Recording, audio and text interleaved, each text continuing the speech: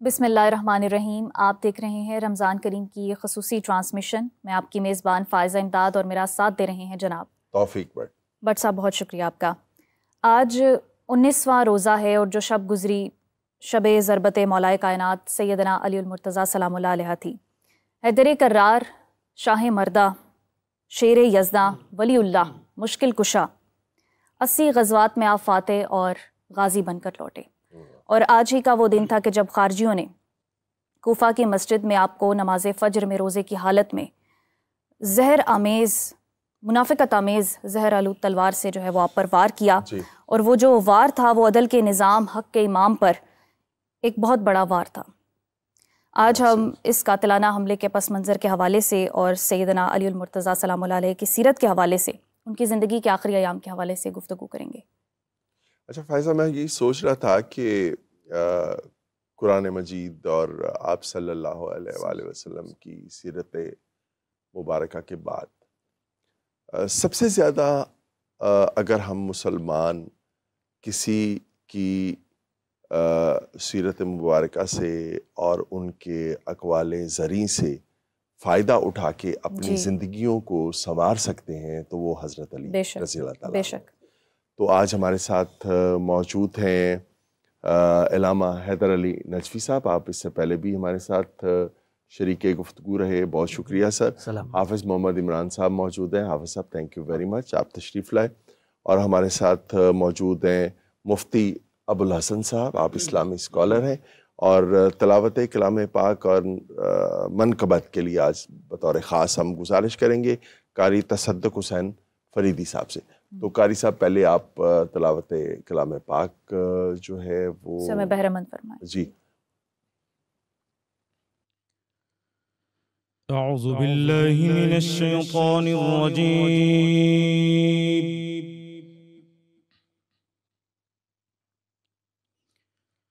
बिस्मिल्लाहिर रहमानिर रहीम।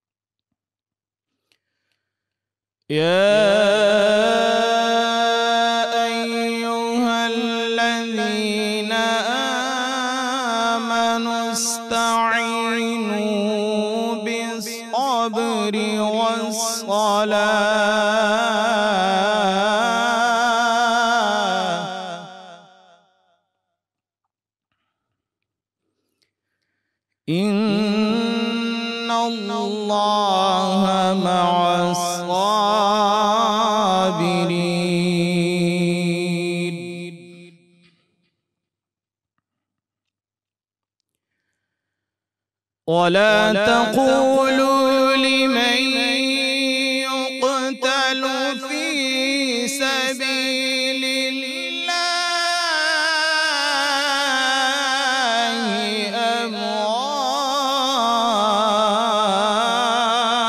أموات بل أحياء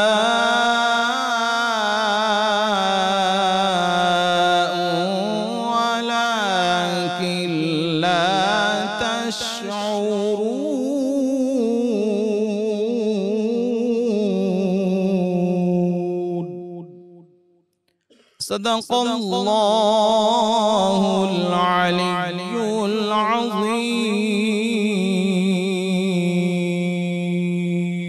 جزاک اللہ خیر، ماشاءاللہ، بہت شکریہ۔ اور اب ہم آپ سے گزارش کریں گے ایک منقبت کے لیے۔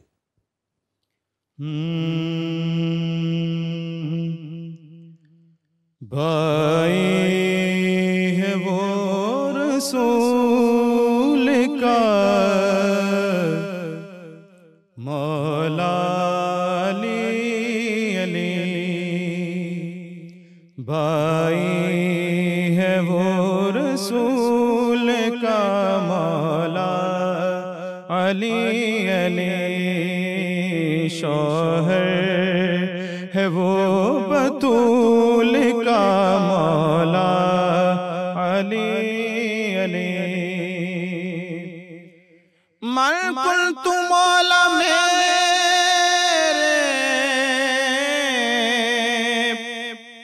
نبی نے ہے کہہ دیا ملک مولا میرے، نبی نے ہے کہہ دیا ہے جس کا مولا اس کا ہی مولا علی علی، میں جس کا مولا اس کا ہی مولا علی علی۔ اور صدیق کا ہے جانی بھائی عمر کا ہے، صدیق کا ہے جانی بھائی عمر کا ہے، عثمان غنی کا بھی ہے پیارا علی علی، عثمان غنی کا بھی ہے پیارا علی علی۔ بدر و احد کا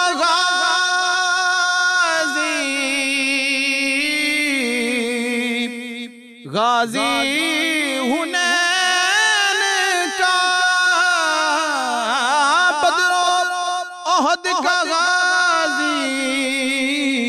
غازی حنین کا،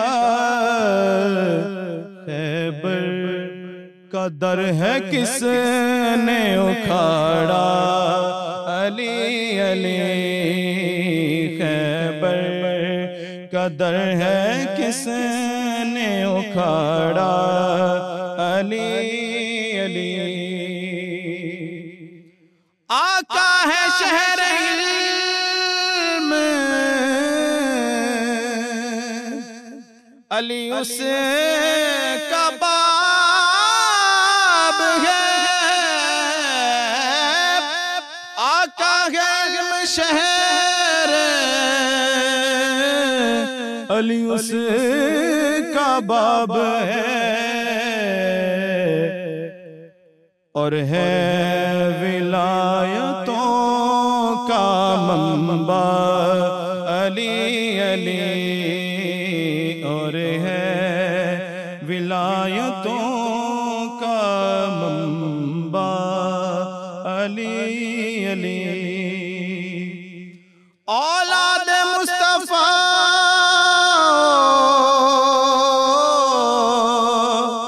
علی کے ہیں ہم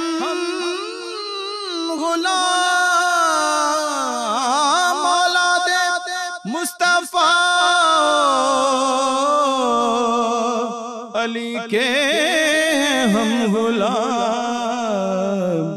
طیب ہماری آنکھ کا تارا علی علی، طیب ہماری آنکھ کا تارا علی علی، بھائی ہے وہ رسول کا مولا علی علی، شوہر ہے وہ بطول کا مولا علی علی۔ سبحان اللہ سبحان اللہ۔ جزاک اللہ خیر۔ علامہ صاحب جیسا کہ فرمایا بہت خوبصورت کہ میں علم کا شہر اور علی اس کا دروازہ، پھر کہا کہ علی کا ذکر بھی عین عبادت ہے، سبحان اللہ۔ تو مولا کا جو زخم ہے وہ اسلام کا زخم ہے، اس میں شک نہیں۔ پھر فرمایا کہ خندق کی جو ایک ضربت ہے علی کی، وہ قیامت تک میری تمام امت کی عبادت سے افضل ہے۔ ایسے یہ جو ایک سوچی سمجھی سازش اور پھر یہ جو قاتلانہ حملہ ہے، اس کا پس منظر بیان کیجیے۔ اعوذ باللہ من الشیطان الرجیم، بسم اللہ الرحمن الرحیم، بسم اللہ و باللہ فزت برب الکعبہ۔ میں نے فرمان بھی وہی پڑھا ہے جو مولا علی علیہ السلام، جب مولا کو ضربت لگی تو مولا کے داہنے اقدس سے یہ جملہ نکلا، اللہ کی قسم، کعبہ کے رب کی قسم، علی اس دنیا سے کامیاب جا رہا ہے.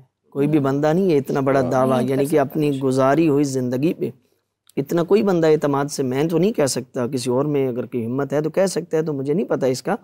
کوئی بندہ اپنی گزاری ہوئی زندگی پہ اتنا یقین نہیں رکھ سکتا کہ وہ کہے کہ میں دنیا سے کامیاب جا رہا ہوں. یعنی یوں کہوں تو غلط نہیں ہوگا، حقوق کی دو قسمیں ہوتے ہیں، ایک اللہ کے متعلق ہوتے ہیں، ایک بندوں کے متعلق. میں آپ کے جواب کی طرف آ رہا ہوں. پہلے بتاؤں کہ جس شخصیت کو قتل کیا گیا ہے اس کے دانے اقدس سے جو آخری لمحے میں جملہ نکلا، ایسا نہ اس سے قبل نہ کسی نبی کے منہ سے نکلا، نہ کسی ولی کے منہ سے نکلا، نہ کسی وصی کے منہ سے نکلا، جو مولا علی نے فرمایا. یعنی گویا کہ مولا یوں فرما رہے ہیں اگر تم حقوق اللہ کی بات کرو علی تب بھی کامیاب ہے، اگر تم حقوق العباد کی بات کرو تو علی تب بھی کامیاب ہے. یا اس کو اگر ہم تقسیم کرنا چاہیں تو مولا کی جو ملنا ملانا ہے وہ 4 قسم کا ہو سکتا ہے. اللہ سے، بندوں سے، جو بندوں سے ملنا ہے وہ 3 قسم کا ہے، دوستوں سے، دشمنوں سے، منافقوں سے. یعنی علی یوں فرما رہے ہیں میرا جو اللہ کے ساتھ تعلق ہے علی اس میں بھی کامیاب ہے، میرا جو دوستوں کے ساتھ تعلق ہے علی اس میں بھی کامیاب ہے، میرا دشمنوں کے ساتھ جو تعلق ہے علی اس میں بھی کامیاب ہے، میرا منافقوں کے ساتھ جو تعلق ہے علی اس میں بھی کامیاب ہے. یعنی یہ وہ شخصیت ہے جن کے دانے اقدس سے یہ جملے نکلے جب مولا کو ضربت لگی. اب آپ نے جو کویسچن کیا کہ اس میں کوئی شک نہیں، یہ سوچی سمجھی پلاننگ تھی، منصوبہ بندی تھی. اور جس تلوار سے مولا علی کو ضرب لگی وہ تلوار فقط تلوار نہیں تھی، اس کو کتنے دن زہر میں بھجایا گیا تھا. زہر میں بھجانا میں ذرا واضح کر دوں، یعنی لیکوڈ حالت میں زہر لگا کر پھر اس کو آگ کی بھٹی میں گرم کیا جائے تاکہ وہ پوری کی پوری تلوار لوہا بھی زہر بن جائے. اور یہاں پہ شہید مرتضیٰ مطہری ہمارے بہت بڑے رائٹر ہیں، انہوں نے ایک جملہ لکھا ہے کہ وہ زہر اتنا شدید تھا اگر اس کا ایک قطرہ دریا میں گرایا جاتا تو سمندری حیات ختم ہو جاتی. اتنا شدید تھا کہ 19 کو مولا کو ضرب لگی اور دیکھ لیں 19 کے دن مولا تڑپتے رہے، پھر 20 کا دن ہے، پھر 21 کو مولا کی شہادت ہے. اتنی بڑی شخصیات کا قتل ایسے نہیں ہو جاتا، یہ پوری پلاننگ تھی. زہر کہاں سے آیا، تلوار کہاں سے؟ دیکھیں جو سامنے ہے نا، جو قتل کرنے والا یہ اعلی کار ہے. عبد الرحمن ابن ملجم کو اکسایا گیا ہے، یعنی اس کو ایسے سمجھ لیں قتل کے پیسے دیے گئے ہیں، قتل کا اسے معاوضہ ملنا ہے، بھی تو قتل کر تجھے یہ ملے گا. یا جس طرح قطامہ نے، آپ کے پتہ نہیں سوال میں ہوگا نہیں ہوگا، قطامہ نے باقاعدہ اس کو اکسایا کہ حق مار کے طور پہ علی کا سارلا پھر تجھ سے شادی کرتی ہوں. اس کی وجہ کیا ہے وہ بھی انشاءاللہ بعد میں آپ کے سوال کے ساتھ بیان کریں گے. اچھا، پلاننگ یہ تھی کہ علی کو ختم کیا جائے تاکہ نظام عدل، جیسا کہ آپ نے بھی اپنے سرنامہ میں کہا، عدل کو ختم کیا جائے. اور عدل میں مولا علی اتنے شدید تھے کہ لکھنا پڑ گیا رائٹروں کو مولا کے بارے میں کہ علی عدالت میں اتنے شدید تھے کہ کہا یہ گیا کہ علی کو اس لیے قتل کیا گیا میرا میں چونکہ علی عدالت میں شدید تھے. یعنی جو علی اپنے گھر میں اور باہر سب کے لیے معاملہ ایک جیسا ہے.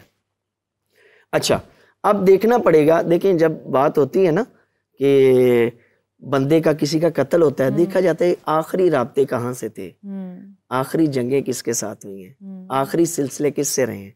تو اگر ہم دیکھیں کہ مولا علی کے قتل کی جو پلاننگ ہوئی ہے وہ جنگ نہروان کے بعد ہوئی ہے. اور جنگ نہروان میں وہ سارے کے سارے جو پہلے مولا کے ساتھ ہوا کرتے تھے وہ مولا کے مقابلے میں آ گئے. اس لیے ان کو کہا جاتا ہے خارجی. خارجی اسی کہا جاتا ہے جو پہلے ساتھ ہو بعد میں ساتھ چھوڑ جائے، اسے خارجی کہا جاتا ہے. اور جو قطامہ ہے اس کے بھی بھائی کو اور اس کے باپ کو، اس کے تقریباً 3-4 بھائی ہیں، اور اس کے باپ کو جنگ نہروان میں مولا علی نے قتل کیا. دیکھیں مولا علی کی جب بھی تلوار چلی ہے خدا کے لیے چلی ہے، اپنی مرضی کے لیے کہیں بھی تلوار. اسی جنگ خندق میں جس کا آپ نے ابھی ذکر کیا کہ جب دشمن نے اپنی طرف سے تھوک پھینکنا چاہا مولا کے چہرے پہ، اس نے پھینکا ضرور لیکن علی کے چہرے پہ گرا نہیں ہے، چونکہ خود قرآن نے فرما دیا انما یرید اللہ لیذھب کہ نجاست آپ کو مس نہیں کر سکتی. تو اس وقت مولا نے اسے چھوڑ دیا، مولا نے اسے چھوڑ دیا. دوبارہ پھر گرایا. وہ جب پوچھا گیا رسول خدا سے کہ کوئی بندہ گرے ہوئے جو بندہ قتل کرنے کے لیے آیا اسے پہلے موقع دیا جائے پھر دوبارہ گرایا جائے، ہمیں سمجھ نہیں آیا. کہا علی سے خود پوچھو. کہا پہلے جو علی اسے گرایا اور اس نے اپنی طرف سے تھوک پھینکنا چاہا اس وقت علی کا اپنا ذاتی غصہ بیچ میں آ گیا تھا، تو اس لیے میں نے اسے چھوڑ دیا کہ جب تلوار اٹھے گی اللہ اور رسول کے لیے اٹھے گی. بے شک بے شک. اب جو مولا علی کے قتل کی دیکھیں آپ، آخری جنگیں کس سے ہوئی؟ جنگ نہروان ہوئی. آخری جنگ کہاں سے؟ جنگ جمل ہے، جنگ صفین ہے. اب دیکھنا پڑے گا مولا کی جنگیں یہ کس کے ساتھ ہوئی ہیں، چونکہ قتل کی پلاننگ اس کے بعد ہوئی ہے. جی، تو ان جنگوں کی طرف بھی علامہ صاحب آتے ہیں. حافظ صاحب، نماز میں قتل کرنا مقابلہ نہیں کر سکتے تھے مولا کا، کیا فرمائیں گے؟ بسم اللہ الرحمن الرحیم. بہت شکریہ آپ کا. دیکھیں ابھی علامہ فرما رہے عدل کا، حضرت علی رضی اللہ تعالیٰ عنہ کی صفات بیان فرماتے ہوئے جی، اور آپ نے فرمایا کہ آپ کی تلوار ہمیشہ اللہ کے لیے اٹھی، اللہ کے حکم پر نبی کریم صلی اللہ علیہ وآلہ وسلم بے شک کا ساتھ دیتے ہوئے. تو وہ جو سفر ہے نبی کریم صلی اللہ علیہ وآلہ وسلم کا مکہ سے مدینہ، اور وہ واقعہ تو بچوں کو بھی سنایا جاتا ہے، جی، لیکن محترمہ بات یہ ہے کہ جب ہم حضرت علی رضی اللہ تعالیٰ عنہ کو یاد کرتے ہیں، جی، حضرت عمر فاروق رضی اللہ تعالیٰ عنہ کو یاد کرتے ہیں، حضرت ابوبکر صدیق رضی اللہ تعالیٰ عنہ کو یاد کرتے ہیں، حضرت عثمان رضی اللہ تعالیٰ عنہ کو یاد کرتے ہیں، تو مجھے بتائیے کہ آج ان کی زندگیوں کے جو بھی ان کی سیرت ہے، ان کے اعمال ہیں، ان کے فیصلے ہیں، ہمیں دیکھنا یہ ہے کہ کیا آج ہماری تلوار اٹھتی ہے؟ ہم عدل کرتے ہیں یا نہیں کرتے ہیں؟ ہم نے ان کو بیٹھنا ہے، 1 گھنٹے کی نشست کرنی ہے، 2 گھنٹے کی نشست کرنی ہے اور چلے جانا ہے، یہ ہماری ذمہ داری ہے. ہم نے وہ جو کر کے گئے ہیں ہم نے اس پر عمل کرنا ہے، اور اپنی آج کی لمحہ موجود میں دیکھنا ہے کہ ہم وہ کر رہے ہیں یا نہیں کر رہے ہیں. اگر علی کی تلوار رضی اللہ تعالیٰ عنہ کی عدل خود اللہ کے لیے اٹھتی ہے، تو جو فلسطین میں مر رہے ہیں وہ کون ہے؟ 72 گھنٹوں کے اندر لگ بھگ 600 سے زائد لوگوں مسلمانوں کی وہاں پر شہادت ہو گئی ہے، اللہ، اور وہ زمینی کارروائی اسرائیل کی فوج نے شروع کر دی ہے. جی، تو وہ کن کے خلاف ہو رہی ہے؟ کیا وہ حضرت علی رضی اللہ تعالیٰ عنہ کو نہیں مانتے ہیں؟ تو کہاں ہے وہ تلوار جو اللہ کے لیے اٹھتی تھی؟ صحیح. کہاں ہے وہ عدل جو مسلمان نبی کریم صلی اللہ علیہ وسلم کے عظیم صحابہ کیا کرتے تھے؟ اللہ نے تو قرآن میں فرمایا کہ یا ایھا الذین آمنوا اذا لقیتم الذین کفروا زحفا فلا تولوهم الادبار. تو جناب وہ 57 ممالک اور ہم یہاں پر بیٹھے ہوئے پاکستان نہیں ہیں، ہم نے اللہ کو کیا جواب دینا ہے؟ اللہ، ہم حضرت علی کو یاد کریں، ان کے واقعات کو یاد کریں، ان کی قربانیوں کو یاد کریں، ان کی بہادری کو، شجاعت کو. وہ بہادری، شجاعت اللہ کے لیے اٹھنے والی تلوار کس کے لیے ہے؟ ہمارے لیے ہے نا، ہم مانتے ہیں نا. ہم نبی کریم صلی اللہ علیہ وآلہ وسلم کا کلمہ پڑھتے ہیں نا، لا الہ الا اللہ محمد رسول اللہ. ہم فضائل علی بیان کرتے ہیں نا، ہم فضائل ابوبکر صدیق بیان کرتے ہیں نا، ہم فضائل عمر بیان کرتے ہیں، ہم فضائل عثمان بیان کرتے ہیں. تو کس لیے کرتے ہیں؟ کہ ایک طرف بچوں کی گردنیں کٹتی رہیں اور ہم فضائل بیان کرتے رہیں. ہم نے لوگوں کو یہ نہیں بتانا کہ کیا ہماری زندگیاں حضرت علی رضی اللہ تعالیٰ عنہ کے اقوال کے مطابق ہیں. حضرت علی اگر عدل کرتے تھے تو کیوں کرتے تھے؟ اللہ نے قرآن میں فرمایا وَأَقْسِطُوا إِنَّ اللَّهَ يُحِبُّ الْمُقْسِطِينَ. وہ قرآن پر عمل کر رہے ہیں، وہ نبی کریم صلی اللہ علیہ وآلہ وسلم کی سیرت پر عمل کر رہے ہیں، اور ہم کیا کر رہے ہیں؟ صرف سنائی جا رہے ہیں، یہ ہو گیا تھا، یہ ہو گیا تھا، یہ ہو گیا تھا. کیا ہماری زندگیاں اس کے مطابق ہیں یا نہیں ہیں؟ اگر نہیں ہیں تو پھر قرآن کی آیت پڑھ لیں، یا ایھا الذین آمنوا اذا لقیتم الذین کفروا زحفا فلا تولوهم الادبار ومن یولہم یومئذ دبرہ الا متحرفا لقتال او متحیزا الی فئۃ فقد باء بغضب من اللہ ومأواہ جہنم وبئس المصیر. مفتی صاحب سے پوچھے کیا ترجمہ ہے اس کا؟ تو وہ جہاں پہ فلسطین میں جو شہادتیں ہو رہی ہیں وہ کس کے کھاتے میں جانی ہیں؟ مفتی صاحب اتنی قربانیاں، اور پھر کہتے ہیں فزت برب الکعبہ. کہاں ہے آج ہمارا ایمان؟ بسم اللہ الرحمن الرحیم. جزاک اللہ خیر. اللہ تعالیٰ آپ کو جزائے خیر عطا فرمائے. حافظ صاحب نے بہت جذبات کا اظہار کیا ہے، ہمارے فاضل بھائی نے بھی اچھی گفتگو کی ہے. سیدنا علی المرتضیٰ رضی اللہ تعالیٰ عنہ، جن کو شیر خدا کا لقب ملا ہے، ان کی زندگی ہمارے لیے بہترین نمونہ ہے. اللہ تبارک و تعالیٰ نے جس جگہ نبی علیہ السلام شیر خدا کا لقب ملا ہے، معذرت چاہتا ہوں قطع کلامی کی، اور ہم گیدڑوں سے بدتر ہیں. ہم اپنا بھی حساب کر لیں، ہم کیا ہیں، وہی بات، ہم کس صف میں ہیں.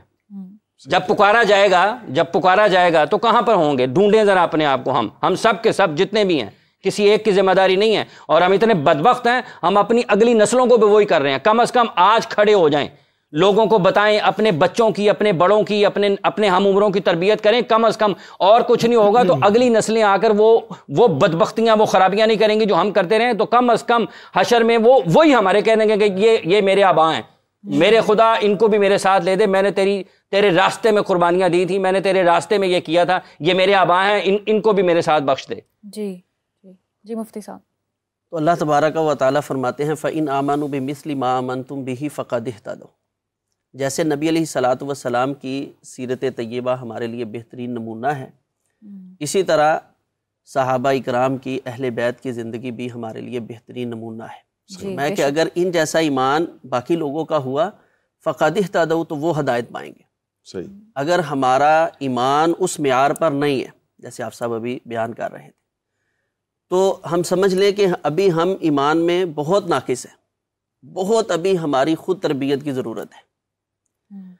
تو اگر ہم صحابہ اکرام کی زندگیاں دیکھتے ہیں تو خصوصاً سیدنا علی المرتضیٰ رضی اللہ تعالیٰ عنہ کی سب سے پہلی ان کی سیرت طیبہ، ان کی زندگی کی جو سب سے بڑی جھلک ہے وہ یہی ہے کہ اشداء علی الکفار، صحیح، کافروں پر بڑے سخت ہیں، اور رحماء بینہم، آپس میں بڑے رحم اور کریم ہیں، محبت کرنے والے۔ صحیح۔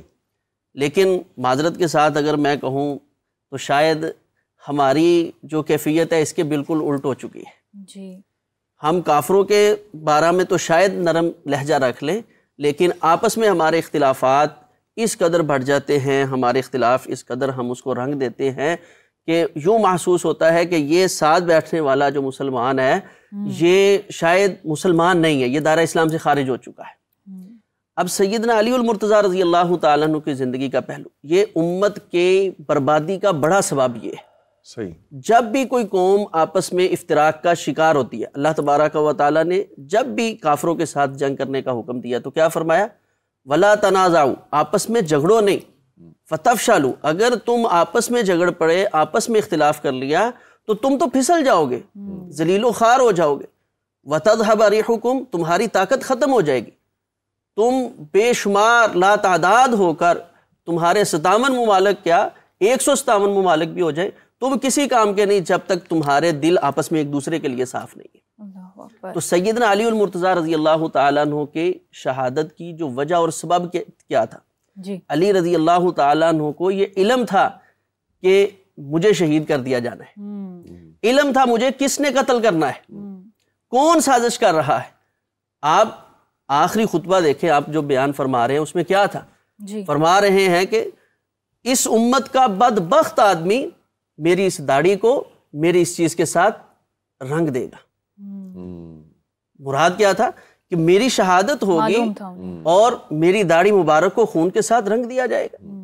لوگوں نے کہا آپ ہمیں بتائیں، ہم جو ہے اس کا ابھی سے علاج کریں، کون ہے؟ تو فرمایا ابھی وہ میری طرف بڑھا نہیں ہے۔ کیوں؟ کیونکہ یہ جو خارجی ہیں اس امت کے بدترین لوگ، یہ کلمہ تو پڑھتے ہیں لیکن اپنے علاوہ کسی انسان کو مسلمان نہیں سمجھتے۔ اور مولا کے کچھ یہی وجہ بعض ہے۔ جو ساتھی تھے انہیں بھی اس سب کے بارے میں معلوم تھا۔ بٹ صاحب ہمیں یہاں پر زریاب صاحب نے بھی جوائن کیا ہے۔ زریاب صاحب بہت شکریہ آپ کے وقت کا۔ رمضان کے مہینے کی یوں تو بڑی فضیلتیں ہیں، آج مولا کو ضربت لگی، بہت ہی اہم دن ہے، اس حوالے سے کیا فرمائیں گے؟ بسم اللہ الرحمن الرحیم، السلام علیکم۔ وعلیکم السلام۔ وہ جاتے ہوئے اپنی کامیابی کا اعلان کر کے جاتے ہیں، جس کامیابی کا وہ اعلان کر کے جاتے ہیں وہ کہتے ہیں فزت برب کعبہ۔ وہ کامیابی ہے سورہ توبہ کی 111 نمبر آیت میں اللہ تعالیٰ کہتے ہیں کہ ذالک هو الفوز العظیم۔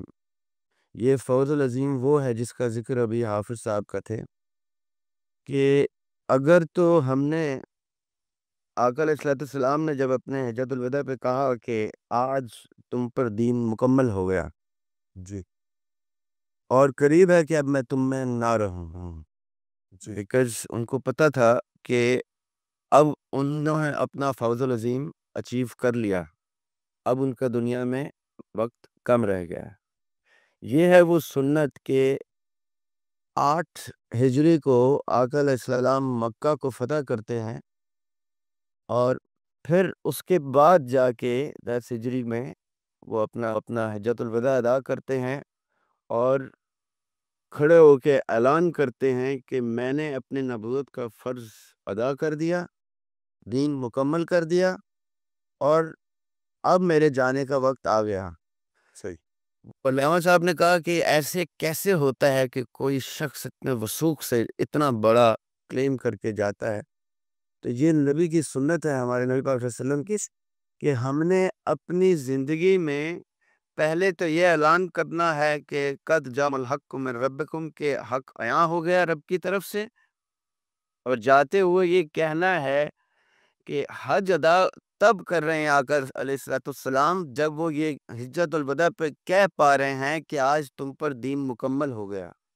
اب یہ حج کی سب سے امپورٹنٹ سنت ہو گئی ہمارے لیے یہ وہ فرض ہو گیا کہ ہم جب تک اپنے اوپر دین مکمل نہیں کر سکتے، آقا علیہ السلام کی سنت پہ ہیں، تو ہم حج بھی نہیں کر سکتے تب تک، ورنہ ان کے پاس بہت سے مواقع تھے حج کرنے کے۔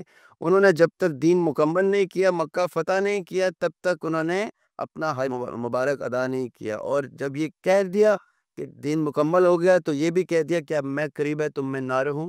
اسی سنت چلتے ہوئے مولا علی نے اپنی زندگی کے وہ تمام فرائض جو کانٹریکٹ، دیکھیں اولی العزم جو ہے نا 5 انبیاء علیہ السلام، ان لوگوں سے کانٹریکٹ لیا گیا تھا آقا علیہ السلام کی نبوت کا، اور ان کی نبوت اپنے اپنے ادوار میں کی نبوت کا اعلان کرنے کا، بتانے کا، سب کو تیار کرنے کا کہ آقا علیہ السلام نے آ کے دین مکمل کرنا ہے۔ انہوں نے اپنا عہد پورا کیا۔ ہمارے اوپر عہد ہے عہد الست کا، ہم نے وہ پورا کرنا ہے۔ کیسے؟ جیسے ہم یہ کہہ سکیں کہ آج ہم تو ہمارے اوپر ذاتی طور پہ ہمارا دین مکمل ہو گیا، کہ ہم مرتے ہوئے یہ اللہ تعالیٰ کے رستے میں یہ سورہ توبہ کی آیت کے مطابق اس کانٹریکٹ کی شرط پوری کرتے ہوئے یہ کہہ سکیں کہ فزت برب کعبہ، ورنہ ہم نے اپنے عہد الست کا وعدہ کا اپنا اینڈ پورا نہیں کیا، ہم نے وہ فوز الکبیر اچیو نہیں کی۔ یہ حافظ صاحب ایسی تو جذبات میں نہیں آ رہے، حافظ صاحب دیکھ رہے ہیں کہ ہمارے سامنے پھر محاذ کھل گیا ہے، جو 7 اکتوبر سے شروع ہوا تھا اور سیز فائر نے موقع ہم سے چھین لیا تھا، جی وہ موقع پھر مل گیا۔ اللہ تعالیٰ نے پھر سے وہ جہاد پھر سے فوز العظیم اچیو کرنے کا ہمارے پاس موقع آ گیا ہے۔ یہ جو آپ کے پاس اس وقت پلیٹ فارم پہ یہ جو دن ہے، یہ رمضان میں پورے میں آپ کی کوشش رہی، ہم سب کی کوشش رہی کہ ہماری تھرو کوئی ایسی بات جائے جس بات کا کوئی وزن ہو۔ یہ قصے کہانیاں داستانیں تو ہم ازل سے سناتے آ رہے ہیں، سنتے آ رہے ہیں، اور طبعی موت مرتے جا رہے ہیں۔ نہ ہمیں خیال آ رہا ہے کہ ہم جس نبی کی سنت پہ ہیں اس سنت کے مطابق ہم اپنا دین مکمل کر پا رہے ہیں، نہ ہمیں ان حال کی سنت پہ مولا علی کی طرح یہ کہنے کی جرات جسارت ہے، نہ یہ ہم اس حیثیت میں ہیں کہ ہم یہ کہہ سکیں کہ فزت برب کعبہ۔ یہ دوبارہ سے جہاد کھل گیا ہے، دوبارہ سے یہ موقع مل گیا ہے۔ جیسے کشمیر جل رہا ہے 75 سالوں سے اور ہمارے پاس موقع ہے، ویسے ہی فلسطین جل رہا ہے اور ہمارے پاس موقع ہے۔ اب ہم نے یہ سوچنا ہے، اب ہم نے یہ دیکھنا ہے کہ بحیثیت قوم ہم لوگ کیا اس پوزیشن میں ہیں کہ ہمارے بھی لائے ہوئے، ہمارے بھی ووٹوں سے لائے ہوئے ہمارے بھی حکمران کیا ہے اس فوز العظیم کے لیے ہمارے ساتھ کھڑے ہیں، یا ہم اپنے ہی ووٹوں سے ہم کو کہیں کہ نہیں جی ہم نے آپ کو ووٹ دے کے دیکھ لیا، آپ تو فوز العظیم پلیٹ میں سجا ہوا بھی آئے تو آپ نہیں لیتے، تو اب ہم آپ اس کو کنٹینیو نہیں کر سکتے۔ یا تو اب ہمیں آپ ٹائم لائنز، ڈیٹ لائنز دیں، کہ ڈیٹس دیں کہ ہاں جی اس محاذ پہ ہماری طرف سے کیا کارروائی ہو رہی ہے بحیثیت قوم، ہم کیسے ریپرزینٹ ہو رہے ہیں، یا برائے مہربانی یہ اقتدار کی جگہ چھوڑیں، نہ آپ اس کے قابل ہیں اور نہ اقتدار آپ کے قابل ہے۔ اب ہم عوام کو خود سے کچھ کرے۔ یہ وہ نوبت ہوتی ہے جب حکومتیں اپنے کام پورے نہیں کرتے تو عوام کے جذبات اسی طرح سے باہر آتے ہیں، ہم لوگ اسی طرح سے پھر اکٹھے ہوتے ہیں اور پھر ہم کہتے ہیں کہ ٹھیک ہے پھر ہم خود دیکھ لیں گے کہ ہم نے کیا کرنا ہے۔ تو یہ آپ کے پلیٹ فارم سے یہ میسج جانے چاہیے کہ اب فوز العظیم کا ہوا ہے، ہم نے کیا کرنا ہے، ہمارے لیے کیا حکم ہے۔ حافظ صاحب، مولا کہتے ہیں باخدا میں کامیاب ہو گیا، مولا نے اپنی ذات کے حوالے سے یہ کہا، ہم نے بحیثیت قوم اب اس طرف آنا ہے یا ہمیں فردن اس رستے پر نکلنا پڑے گا؟ کیا فرمائیں گے؟ دیکھیں، آپ نے کہا کہ حضرت علی رضی اللہ تعالیٰ کرم اللہ وجہہ نے فرمایا کہ میں کامیاب ہو گیا، پیچھے کیا ہے؟ جی قرآن فرماتا ہے کہ والذین هم لاماناتهم وعہدہم راعون والذین هم بشہاداتہم قائمون والذین هم علی صلاتہم یحافظون اولئک فی جنات مکرمون۔ اور جب ان کو یہ ساری آیات جو ہے نا یہ عملی تفسیر ہیں اللہ کے پیارے نبی آخر الزمان وما ارسلناک الا رحمۃ للعالمین، جن کو اللہ تعالیٰ نے فرمایا ہے، ان کے صحابہ ان آیات کی عملی تفسیر ہیں، تو وہ کامیاب ہیں اس لیے، ٹھیک ہے، کیا ہم اپنی امانتوں کی حفاظت کرتے ہیں؟ کیا ہم گواہیوں پر قائم ہونے والے ہیں؟ کیا ہم اپنی نمازوں کی حفاظت کرتے ہیں؟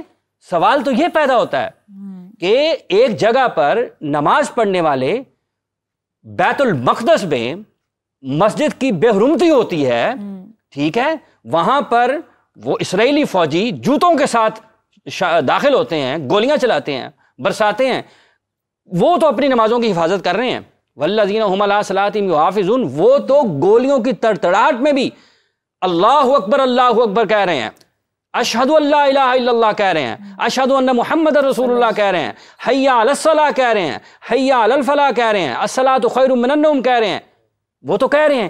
اس لیے کہا کہ کامیاب ہو گئے ہوں، کیونکہ یہ ساری چیزیں عملی تفسیر ہیں، یہ ساری عملی تفسیر ہیں قرآن کی ایک ایک آیت، جہاں جہاں پر اللہ کا حکم آیا ہے وہاں پر چیزیں ختم ہیں باقی۔ اس لیے حضرت علی رضی اللہ تعالیٰ عنہ کرم اللہ وجہ نے کہا ہم کہ کیا کریں حافظ صاحب، سب چھوڑ چھاڑ کے نکل جائیں ہم بھی جہاد پہ؟ ہم ٹھیک تو کریں نا اپنے آپ کو، کیسے ٹھیک کریں ہم کرنا شروع کریں، گواہی دیں تو قائم رہیں، امانت آپ کے پاس آئے تو امانت کی حفاظت کریں۔ ہم کیا کریں؟ سسٹم میں جکڑ چکے ہیں، ہمارے لیے کیا پاسبلٹیز ہیں؟ ہمارے لیے یہ پاسبلٹی ہے، سب سے پہلے خود تو کھڑے ہو جائیں نا، آپ کے اوپر دباؤ آتا ہے تو اللہ پر یقین رکھیں۔ وہ پنجابی میں تو کہتے ہیں کسون نیڑے کے رب نیڑے کے کسون نیڑے، تو کہتے ہیں نہیں جی کسون نیڑے ہے، تو وہ تو مکے سے ڈر جاتے ہیں۔ تو جب آپ مکے سے ڈریں گے پھر آپ اللہ تعالیٰ کی، پھر پہلے تو ہمیں اپنے نظام پر آنا پڑے گا نا، سب سے پہلے اپنے اوپر آنا۔ دیکھیں یہ جو بات ہو رہی ہے یہ اسی لیے ہو رہی ہے، یہ 25 کروڑ لوگوں کا ملک ہے، یہ لا الہ الا اللہ محمد رسول اللہ کے نام پر بنا گیا ہے۔ یہ لوگوں کو بتانا ہے کہ بچوں کو تیار کرنا ہے، نوجوان نسل کو تیار کرنا ہے، ہم نے خود اس کے اوپر عملی مظاہرہ کرنے کی از حد کوشش کرنی ہے۔ ہم تو بد دیانت ہیں، قرآن کہتا ہے کہ یا ایھا الذین آمنوا اتقوا اللہ وذروا ما بقی من الربا ان کنتم مؤمنین، تو 25 کروڑ لوگوں کا جو نظام ہے وہ اس کے اوپر چل رہا ہے۔ آپ نے کیسے کامیاب بات کر رہے ہیں تو آپ اس پر عمل بھی کر رہے ہوں گے، آپ کر رہے ہیں، علامہ صاحب کر رہے ہیں، بٹ صاحب کر رہے ہیں، میں کر رہی ہوں، بحیثیت قوم ہم کیسے اس کو ایک ایک کرے گا؟ یہ مت سوچیں کہ کوئی ایک کر رہا ہے تو اس کا اثر نہیں پڑے گا۔ جب اللہ کا نام بلند ہوتا ہے اللہ اکبر، تو وہ کائنات کا مالک سن رہا ہے کہ میرا یہ بندہ مجھے پکار رہا ہے۔ علامہ نے جو شکوہ جواب شکوہ لکھا ہے نا وہ یہی ہے، علامہ نے یہی لکھا ہے کہ وہ جو پاسمان ملے ہیں کہاں سے ملے ہیں، وہ جو بغل میں اٹھا کے قرآن گئے ہیں وہ کون گئے ہیں، جو جن کو دیکھ کر حنود اور یہود شرما رہے ہیں وہ کون ہیں، وہ جو ہمارے آباد ہیں جن کا ہم آج ذکر کر رہے ہیں وہ کیوں تھے، کیوں ان کی تلوار سے، کیوں ان کے نعرے سے لرزتی تھی جانیں، کیوں لوگ دبک کر بیٹھ جاتے تھے، کیوں ان کے لیے جب اللہ کا نام بلند ہوتا تھا اس کے بعد چیزیں ختم تھی ساری۔ ہم اپنے بچوں کو تیار کر سکتے ہیں، ہم آواز بلند کر سکتے ہیں، ہم آنے والی نسل کو تیار کر سکتے ہیں، وہ ہمارے لیے بزدل نہ ہو۔ شامل کرنا چاہوں گی کہ مولا نے تن و تنہا یہ کہا فزت برب الکعبہ۔ جی مولا نے تن تنہا کہا، اور یہ بہت بڑا میسج ہے۔ میں پہلے تھوڑا سا ان کی بات میں تھوڑا اضافہ کرنا چاہوں گا۔ ہمارے بھائی کے جذبات بہت اعلیٰ ہیں، اس جذبات کی ہم قدر کرتے ہیں، چونکہ فلسطین اہل سنت کا یعنی مسلمانوں کا ملک ہے، اور اس کا غم ہمیں بھی ہے، لیکن ہم بعض چیزیں ایک ریاست میں رہتے ہوئے، ایک سسٹم میں رہتے ہوئے ہم کیا کر سکتے ہیں؟ میں کیا کر سکتا ہوں؟ سوشل میڈیا کے ذریعے اپنا پیغام پہنچا دیا، آپ کے چینل کے ذریعے پہنچا دیا، میں مجالس پڑھتا ہوں مجلس کے ذریعے پہنچا دیا، احتجاج کر دیا، فنڈز بھجوا دیا، جو بھی کر دیا، یعنی اپنے دائرے میں رہتے ہوئے۔ یا حکومت ہمیں اجازت دیتی ہے کہ ہم پورا کفن باندھ کے وہاں جائیں؟ اگر اس طرح کا کوئی سسٹم بن جائے پھر ہم نہ جائیں تو پھر ہمارے اوپر ہیف بنتا ہے۔ ہاں، یا ہم یہ کر سکتے ہیں، کچھ نہیں کر سکتے تو ان کے حق میں دعا کر سکتے ہیں۔ آج بھی ہم نے شب قدر کے اعمال انجام دی، اور اس میں سب سے زیادہ دعا ہم نے فلسطین کے مسلمانوں کے حق میں دی، اور یہاں پہ ہاں پاکستان سے کوئی نہیں اٹھا، پاکستان پہ بڑے لیول پہ ابھی کوئی کام نہیں ہوا۔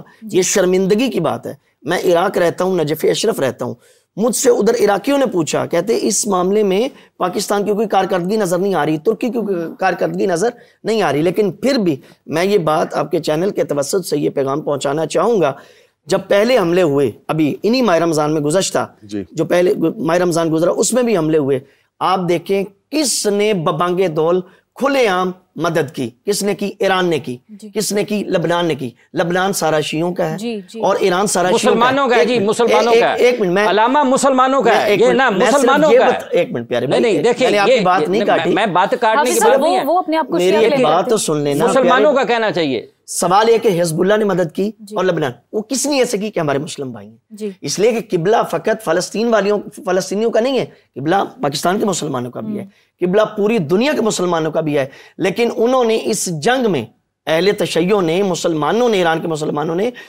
اس جنگ میں اپنے بڑے بڑے 3 لیڈر قتل کروائے، یہ ثابت کرنے کے لیے مسلمان ہیں، ہمارے بھائی ہیں، لیکن یہ غیرت کا ثبوت جس طرح ایران نے دی ہے، غیرت کا ثبوت جس طرح حزب اللہ نے دی ہے، اسی طرح غیرت کا ثبوت باقی مسلم ممالک کو بھی دینا چاہیے۔ اس میں ان کے ساتھ ہوں، وہ جو 57 ممالک بنے تھے، جو ایک پالیسی طے ہوئی تھی کہ جتنے بھی اسلامی ممالک ہیں، اگر کسی ایک کے اوپر کوئی اٹیک کرتا ہے باقی اس کی مدد کریں گے، یہ ان 2 کے علاوہ باقی کہاں مر گئے، باقی کہاں سو گئے، ایران اور حزب اللہ کے علاوہ باقی کہاں چلے گئے؟ کچھ تو کرتے، کچھ تو خیال کرتے۔ اور اسی لیے میں کہتا ہوں، وہ زیارت وارثہ کا مولا کا ایک بڑا پیارا جملہ ہے، مولا فرماتے ہیں، اس میں مولا کا فرمان ہے کہ جس نے مولا حسین کو قتل کیا اس پہ بھی لعنت، جس نے قتل کا سنا اور سن کے اس پہ خاموش رہ گیا اس پہ بھی لعنت۔ اس جہت سے ممکن ہے کہ ہم خدا کی بارگاہ میں پکڑے جائیں، اس جذبات میں میں بھائی کے ساتھ ہوں۔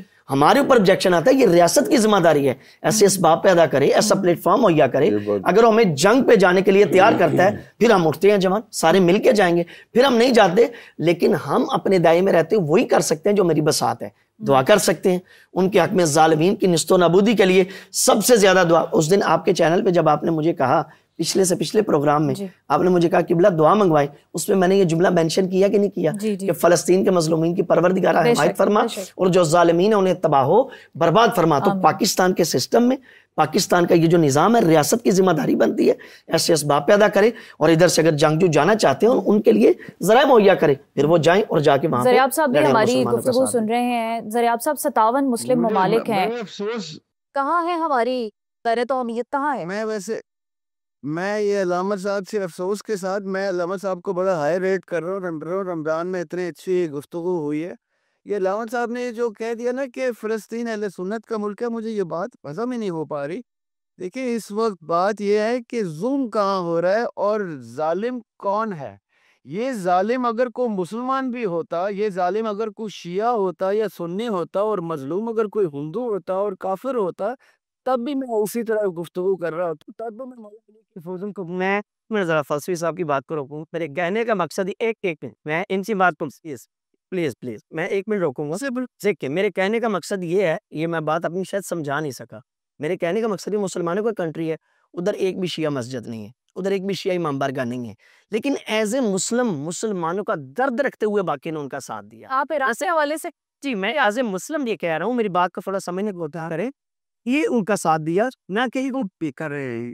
جی زیادہ صاحب یہ کیسی آپ گفتگو کر رہے ہیں کہ میں اگر اس وقت کسی ایسے کافر ملک میں جہاں کسی کی بھی کوئی مسجد نہ ہو وہاں پہ بھی ظلم ہو رہا ہوگا، تو باقی مولا علی کا فرمان ہے کہ ظالم کے ہمیشہ خلاف رہو، چاہے وہ جو بھی ہو، اس میں ہم ایگری ہیں، بالکل ساتھ ہیں۔ 2 منٹ سنیں گے تازہ ہو جائے تھوڑا سا۔ یہ شیعہ مسجد سنی مسجد کہاں سے ہمارا کانسیپٹ آ گیا علامہ صاحب؟ کیسی گفتگو ہے؟ جہاں ظلم ہوگا وہاں علی کی سنت پہ میں کھڑا ہوں گا، میں بولوں گا اور میں اس کے خلاف جہاد کروں گا، یوں میرے مولا علی کی سنت۔ میں نے یہ تو نہیں دیکھنا کہ وہاں پہ شیعہ مسجد ہے، سنی مسجد ہے۔ زریاب صاحب میں اس پوائنٹ میں تھوڑا سا کرنا چاہوں گا کہ میں کیا کر رہا ہوں، میرا ملک کیا کر رہا ہے۔ میں نے خالی دعائیں کرنی ہے تو دعائیں تو اور بھی ایک ہماری جینڈر ہوتا ہے جو خالی دعائیں بیچارے کر کے تو بدعائیں دے دے کے بیٹھ جاتا ہے۔ ہم نے اگر واقعتاً رمضان میں خالی اینٹ کی چوڑیاں ہی پہننی ہیں، ہم نے تو ہم پہن لیتے۔ ہم دعا والے نہیں، ہم مومن ہیں، ہم ہاتھ سے روکتے ہیں، ہم اس کے بعد زبان سے روکتے ہیں۔ اب اس وقت اگر اب ہم ہاتھ سے نہیں روک پا رہے تو یہ جو سرکار میں برسر اقتدار بیٹھے ہوئے ہیں، یہ کہیں ہم نے چاند سے تو امپورٹ نہیں کیے ہوئے، یہ ہمارے ہی ووٹوں کے کشکول لے کے پھرتے ہیں، ان کشکول میں ہم ووٹ کی ووٹ ڈالتے ہیں تو یہ اقتدار میں ہوتے ہیں۔ ہمیں یہ چیز بہت علانیہ گفتگو کرنی ہے کہ اگر میرے ووٹ کی واقعتاً اتنی طاقت ہے کہ اس پہ کوئی صدر آتا ہے یا کوئی وزیر اعظم آتا ہے، میں اس صدر وزیر اعظم کو گردان سے پکڑنے کی جرات جو سب رکھوں کہ میرے ووٹ سے اگر تم آتے ہو، میں خبر نہیں کھا پا رہا جب میں بچے جلتے ہوئے مرتے ہوئے دیکھ رہا ہوں۔ کہاں ہماری حکومت، کہاں یہ علماء کی یونٹی، کدھر ہے یہ؟ ورنہ تو کوئی بل پاس کروانا ہو، چاہے تو انہیں صحابہ کا بل یا کوئی۔ زریاب صاحب آپ کا آڈیو ایشو ہے، پلیز ذرا اس کو بھی دیکھیے۔ جی جی، اور میں یہاں پر تھوڑا سا اپنی بات بھی ایڈ کرنا چاہوں گی کہ علامہ صاحب جو آپ فرما رہے تھے، اگر آپ نے اہل سنت کا ریفرنس دیا ہے کہ وہاں پر کوئی شیعہ مسجد نہیں ہے، اس طرح سے امام بارگاہ نہیں ہے، تو جو ایران مدد کر رہا ہے وہ شیعہ میجورٹی کا ملک ہے. یہ میرا جی، پوائنٹ تھا. تو دیٹس وائی علامہ صاحب کہنا چاہ رہے تھے کہ اگر وہ شیعہ میجورٹی کا ملک ہو کر، اب ہم اس حقیقت کو ڈینائی نہیں کر سکتے کہ شیعہ ایگزسٹ نہیں کرتے، میرا یہ مقصد تھا. آپ کو سلام. تو اگر وہ ہیلپ کر رہے ہیں تو ہم کیوں؟ ہم تو مکس میجورٹی ہیں، ترکی ہے اور بھی مسلم ممالک ہیں، وہ کیا کر رہے ہیں؟ تو اگر سنیوں کی مدد کے لیے شیعہ اٹھ رہے ہیں تو مسلمان ہی تو ہیں نا سب. فائزہ باجی یہی پوائنٹ آف ویو تھا میرا. نہیں میں اس کا تو فرقوں پہ بات کرنا مقصد نہیں ہے. دیتا ہوں. جی جی نہیں بیٹے، اگر شیعہ مسجد نہیں ہے پھر تو مجھے ویسے ہی ادھر واضح ہے کہ میں انووٹ کروں وہاں پہ، میں خود کود جاؤں اور وہاں پہ مسجد خود تعمیر کر کے آؤں. دیکھیے، یا تو آپ اس چیز کا گلا کرے کہ وہاں مسجد ہی کوئی نہیں ہے، وہاں مسجد اقصیٰ ہے.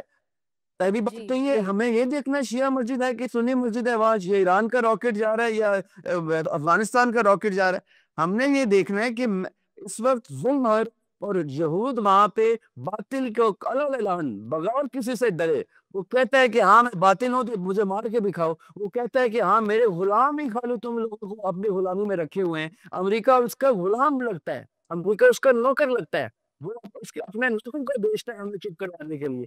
جو مسلمان سارے اس کے نوکر کے اثر چوپ ہے. ہم لوگ جو ہے ہم تو اس تک پہنچ ہی نہیں پاتے. یہ باتیں ہم نے کرنی ہے یہاں پہ کہ وہاں پہ کون سے مسلک کا راکٹ جا رہا ہے. اس وقت ہم لوگ پہلو ہے ایک بات کا، یہ پہلو ہے جا رہا. جی جی مفتی صاحب میں چاہوں گی آپ بھی اس میں ایڈ کریں. اصل میں تو ہمیں چاہیے کہ خصوصاً جیسے میں نے پہلے بھی عرض کیا کہ سیدنا علی المرتضیٰ رضی اللہ عنہ کی سیرت کو ہم اجاگر کریں اور اس وقت ان کی سیرت کے کس پہلو کو دیکھنا چاہیے. یہ ضرورت ہے کہ مسلمان پستی کا شکار ہیں، مسلمانوں پر ظلم ہو رہا ہے. تو جب یہ حالت اور کیفیت تھی، جیسے میں گزشتہ گفتگو میں بات کر رہا تھا کہ جب علی رضی اللہ تعالی عنہ کو یہ علم تھا مجھے قتل کیا جائے گا، شہید کیا جائے گا، تو اس کے باوجود انہوں نے اس آدمی کو قتل کرنے کا حکم نہیں دیا یا اس گروہ کو قتل کرنے کا حکم نہیں دیا. جی جنگ نہروان کے بعد جب آپ واپس پلٹ آئے ہیں تو آپ کو اس چیز کا علم ہے اور آپ بار بار خطبہ میں اس چیز کو اجاگر کر رہے ہیں. کیا مقصد تھا؟ کیونکہ وہ پڑھنے والے، وہ جو قتل کرنے والے ہیں وہ بھی کلمہ پڑھنے والے تھے. جیسے علی رضی اللہ تعالیٰ عنہ جو ہے ضرب کھاتے جو ہم ساتھ دے رہے ہیں اور ساتھ چھوڑ رہے ہیں، ہم بھی انہی میں شمار ہو رہے ہیں. جی پھر ہم کیسی بات کر رہے ہیں؟ یعنی جب آپ ضرب کھاتے ہوئے کلمہ پکارے نا فزت ورب الکعبہ، جی، تو جو قتل کرنے والا ہے، ضرب لگانے والا ہے، وہ بھی نعرہ لگا رہا ہے لا حکم لک یا علی ولا لی اصحابی کا. یعنی وہ نعوذ باللہ سیدنا علی رضی اللہ تعالیٰ عنہ کو جو ہے وہ کافر قرار دے رہا تھا. جبکہ علی رضی اللہ تعالیٰ عنہ کیا فرما رہے ہیں؟ اس کو قتل کرنے کا حکم نہیں دے رہے. کیوں؟ کیونکہ یہ امت مزید افتراق کا سبب نہ بنے. اگر آج ہم اتنی پستی کے باوجود بھی اپنے اس 2 مرلے کی مسجد امام بارگاہوں سے باہر نہیں نکلیں گے تو پھر ہم شکوہ کریں حکمران ایسے صاحب علم. مفتی صاحب ایران باہر نکلا نا، ہم نہیں نکلے. میں یہی بتا رہا ہوں نا کہ صاحب علم اگر ہم یہ پیغام لوگوں کو دیں کہ یہ تفریق ہے، یہ تفریق ہے، یہ تفریق ہے، وہ یہ سمجھ کر حملہ کر رہے ہیں اسرائیل والے کہ یہ اہل سنہ ہے یا یہ تشیع ہے، اس لیے حملہ کر رہے ہیں کہ مسلمانوں کے ساتھ لڑ رہے ہیں. مسلمان کب اس چیز سے باہر نکلیں گے؟ جی میں اس میں ضرور ایک دفعہ ضرور ایک چھوٹا سا بریک لوں گا. میں فلسفی صاحب میری بات ملاحظہ کر رہے ہیں، ذرا تھوڑا سا مزید میں واضح کر دوں بھائی جان کی بات کو بھی. دیکھیں میرا پہلے پوائنٹ آف ویو کیا تھا؟ پوائنٹ آف ویو یہ تھا کہ ادھر شیعہ مساجد امام بارگاہ نہیں ہے، لیکن سبحان الذی اسریٰ بعبدہ لیلا من المسجد الحرام. پلیز بات وہ بات نہ کرے نا جو ہے ہی نہیں مناسب. اور جو مسجد بیت المقدس ہمارا نہیں ہے، بیت المقدس ہمارا ہے، قبلہ اول ہے ہمارا، پھر کیوں کہہ رہے کہ ادھر کوئی نہیں ہے؟ آپ کی دونوں میں سے ایک بات غلط ہے نا. آپ ایسے نہ چلیں، جو غلط بات تو سبحان الذی اسریٰ بعبدہ لیلا من المسجد الحرام الى المسجد الاقصى. کوئی نہیں ہے، اگر کوئی نہیں ہے تو بیت المقدس اگر ہم سب مل کر بولیں گے تو کسی کی بات نہیں جا سکے گی. نہیں ایسے پھر آپ نہ کریں نا. آپ دیکھیں ٹوکتے کیوں نہیں پھر آپ صاحب ان کی بات میں نے آپ بولے میں نے آپ میں سے کسی کو نہیں اپنا جواب دے لیا. جہاں غلط ہو آپ ٹوکیں. غلط کو ٹوکنے نہیں تو یہ اس مسجد اگر ہمارے اتنے بڑے علماء جو ہیں یہ رویہ رکھیں گے. ہم یہ کہتے ہیں کہ آپ اپنی بات کریں. جی آپ مجھے اپنی بات کریں. میں نے آپ کی بات. اچھا ایک گزارش ہے. دیکھیں بات یہ ہے کہ جب آپ ہم دلیل ڈھونڈنے بیٹھ جائیں گے نا, ہمارا مسئلہ کیا ہے؟ مسئلہ یہی ہے جو میں کر رہا ہوں وہ ٹھیک ہے, دوسرا جو کر رہا ہے وہ ٹھیک نہیں ہے. اب اگر ایک ملک یہ کہے گا کہ ہم ان کی مدد کر رہے ہیں جنگی طور پر, تو 4 اٹھ کر کہیں گے جی ہم غذائی طور پر مدد کر رہے ہیں, مالی طور پر مدد کر رہے ہیں, تم اپنا حصہ دے رہے ہو, ہم اپنا حصہ دے رہے ہیں, سب اپنے اپنے دفاع کے لیے آ جائیں گے. یہی مسئلہ ہے اصل امت کا, یہی مسئلہ ہے. وہ گولیاں کھاتے جائیں, ہم ان کو روٹی دیتے ہیں. ٹھیک ہے, یہی مسئلہ ہے. اب اللہ قرآن میں فرماتا ہے یمسسکم کرہن فقد مس القوم کرہم مثل وتلک الایام نداولها بین الناس ولیعلم اللہ الذین آمنوا ویتخذ منکم شہداء واللہ لا یحب الظالمین. قرآن کی بات ہے, کلمے کی بات ہے. وہ کاٹتے ہیں لا الہ الا اللہ محمد رسول اللہ کے نام پر. ہم کہہ رہے ہیں ہمارے مسائل یہ اور ہیں. میں اس بحث میں نہیں جانا چاہتا جو علماء نے چھیڑی ہے. ٹھیک ہے, وہ مسلمان مر رہے ہیں, وہ اللہ کے نبی. بولنے کے ایکسنٹ چیک کر لیں ذرا, دیکھ لیں ذرا, ٹھیک ہو گیا. میں نے اپنی بات اس میں ایڈ کرنی ہے, آپ ان کی بات. میں اس بحث میں جانے نہیں چاہتا, میں اس بحث میں جانے نہیں چاہتا جو آپ نے کہا ہے. جی حافظ صاحب, میں تو شیعہ کی مسجد میں بھی جا کے نماز پڑھتا ہوں, میں تو امام بارگاہ میں بھی جاتا ہوں, میں دیوبندیوں کو بھی جاتا ہوں, دیوبندیوں کو جاتا ہوں کہتے ہیں بریلوی ہے, بریلویاں گل جاندے نا وہ کہتے ہیں دیوبندی ہے, وہ نہ گل جانا وہ کہتے ہیں شیعہ نہ رل گیا. مجھے بتائیں یہ قوم کا مسئلہ ہے نا, بچوں کا مسئلہ ہے. کس نے الجھایا ہے؟ فائزہ صاحبہ آپ نے نہیں الجھایا, یہ بٹ صاحب نے نہیں الجھایا, میں نے نہیں الجھایا, یہ علماء نے الجھایا. اور یہ یہاں پہ ثابت ہو گئی ہے بات. آج آپ نے بیت المقدس جہاں پر موجود ہے, قرآن میں آیا تھا سبحان الذی اسری بعبدہ لیلا من المسجد الحرام الی المسجد الاقصی, آپ نے وہاں پہ نواں مسئلہ چھیڑ دیا ہے اور آپ اس کے بعد فرما رہے ہیں.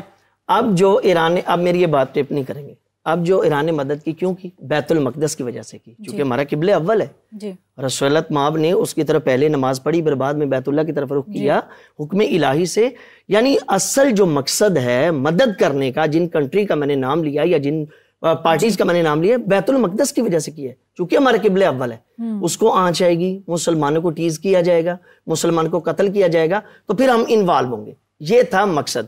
باقی رہی بات, مولا علی کا بڑا پیارا ایک فرمان ہے. مولا فرماتے ہیں ہمیشہ ظالم کے خلاف رہنا اور مظلوم کی حمایت میں رہنا, چاہے وہ مظلوم کافر ہی کیوں نہ ہو. یہ شاید میں بات اپنی سمجھا نہیں سکا, یا شاید یہ سمجھ نہیں پائے.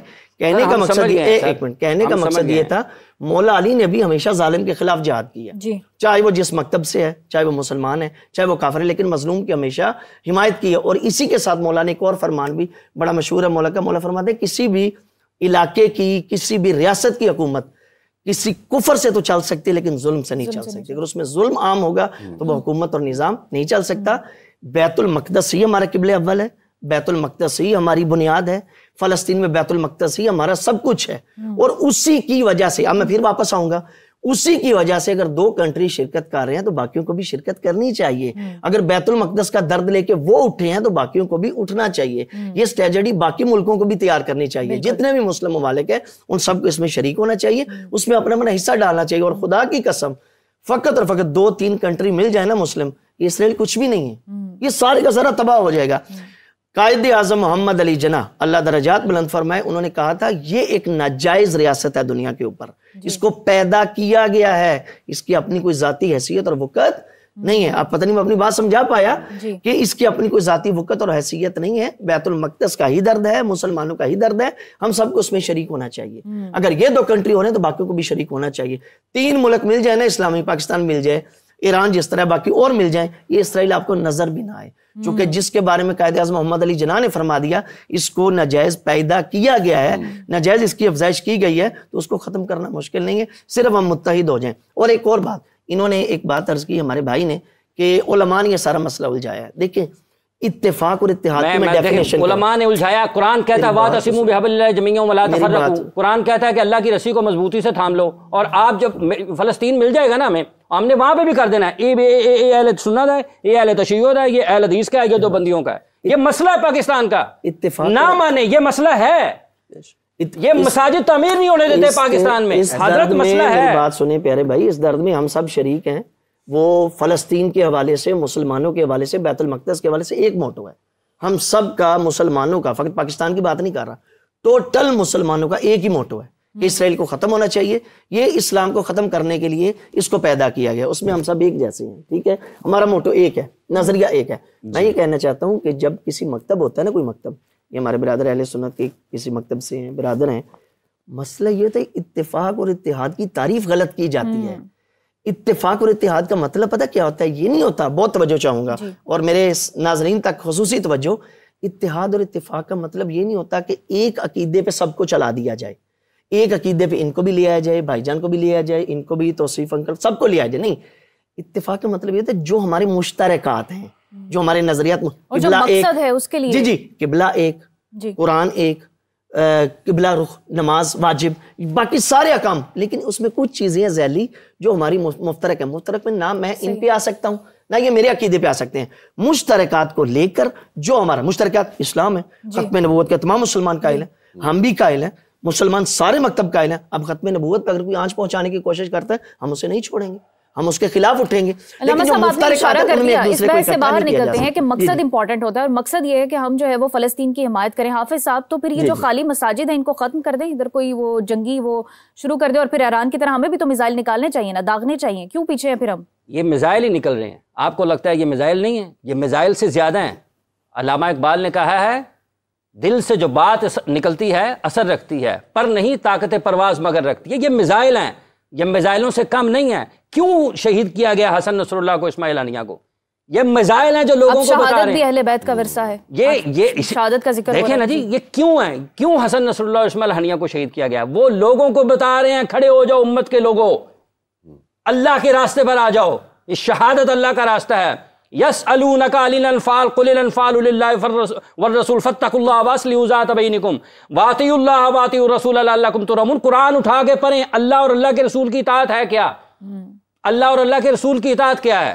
اس لیے یہ الفاظ میزائل سے کم نہیں ہیں، کیونکہ یہی بچوں کو اٹھائیں گے، یہی یہ جو اللہ کا پیغام ہے نا، وَاعْتَصِمُوا بِحَبْلِ اللَّهِ جَمِيعًا وَلَا تَفَرَّقُوا، یہ جب جائے گا نا بچوں کے کانوں میں، نوجوانوں کے کانوں میں، تو یہ کھینچے گا لوگوں کو اپنی طرف کہ ہماری اساس کیا ہے، ہماری بنیاد کیا ہے، ہم نے کہاں پر جمع ہونا ہے، کہاں پر کھڑے ہونا ہے۔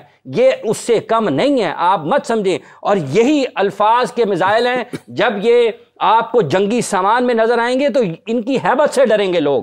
وقت یہ ہے، مصیبت یہ ہے کہ ہم بھول گئے ہیں اصل میں ہے کیا۔ وہ جو سجدہ کر کے اللہ سے اپنی باتیں منوا لیتے ہیں، ان سجدوں کی ضرورت ہے، ان سجدوں کی ضرورت ہے، اتفاق کے ساتھ، اتحاد کے ساتھ، یقین کے ساتھ، ایمان کے ساتھ۔ جب وہ واپس آ جائے گا، ہم تو قیامت کی نشانی پوری ہونے کا انتظار کر رہے ہیں کہ آئیں گے، انہی کے وارث آئیں گے اور حالات کو ٹھیک کریں گے۔ زریاب صاحب، مولا نے جو ہے وہ ضرب کھانے کے بعد اپنے گھر والوں سے کچھ باتیں کی، وصیت کی، میں چاہوں گی اس کی روشنی میں آپ فرمائیے، کیونکہ اس میں بھی سیکھنے کے لیے ہمارے پاس بہت سے الفاظ ہیں۔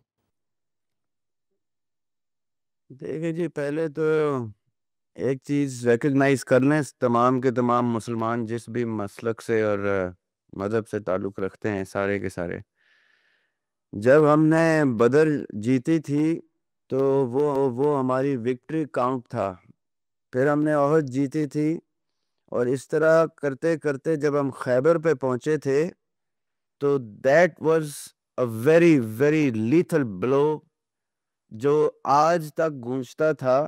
لیکن اب میں آپ کو بتا دوں کہ یہ خیبر کا بدلہ لے لیا انہوں نے۔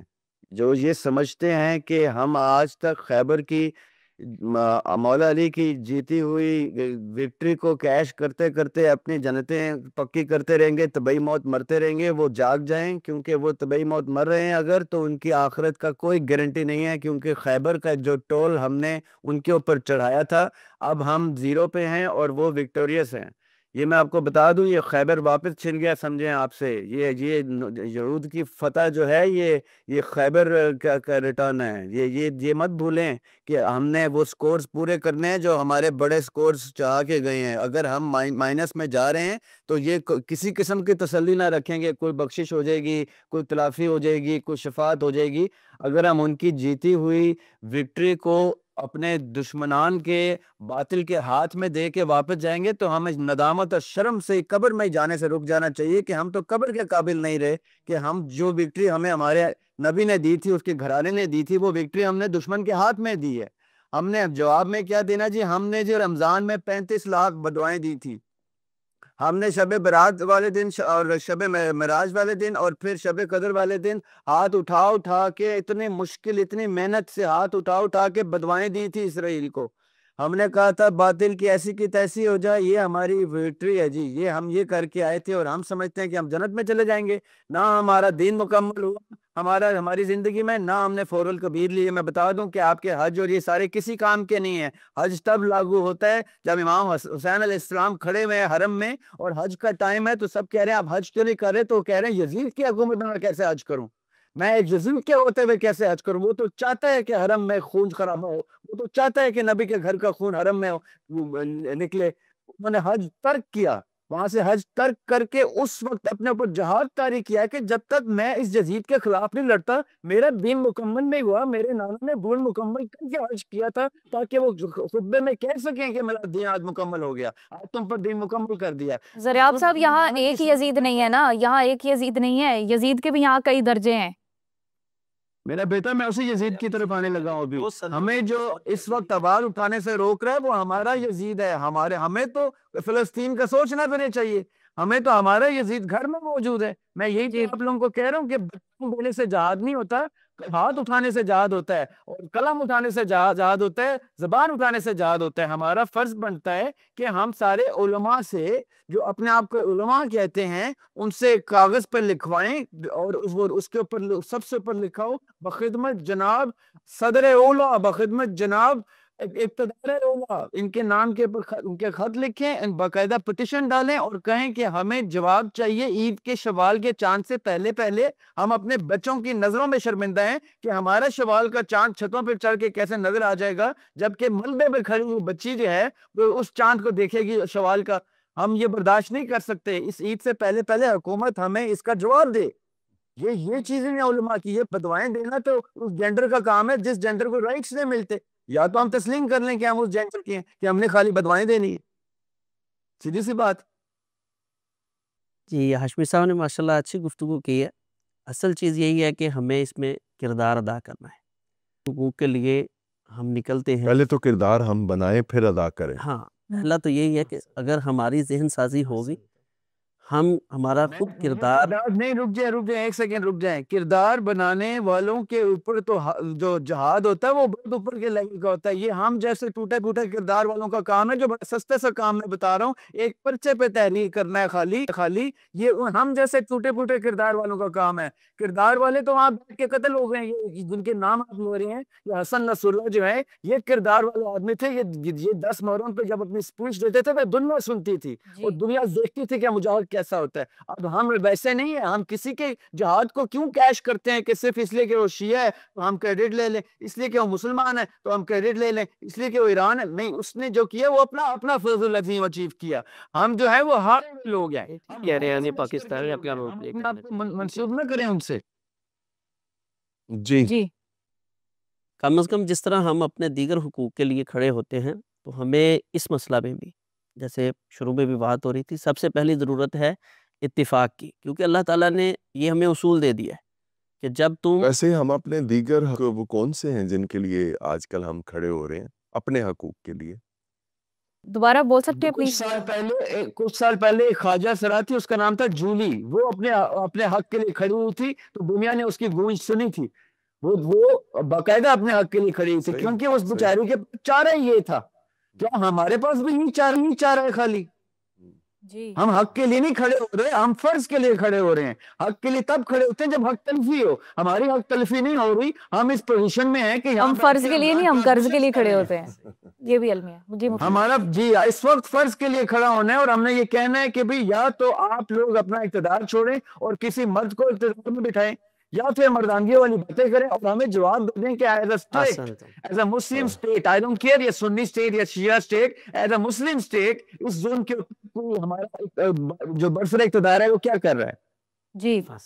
جی میرے خیال میں یہ یعنی اگر سیاستدان یہ کام کرنا چاہیں تو وہ نہیں کر سکتے.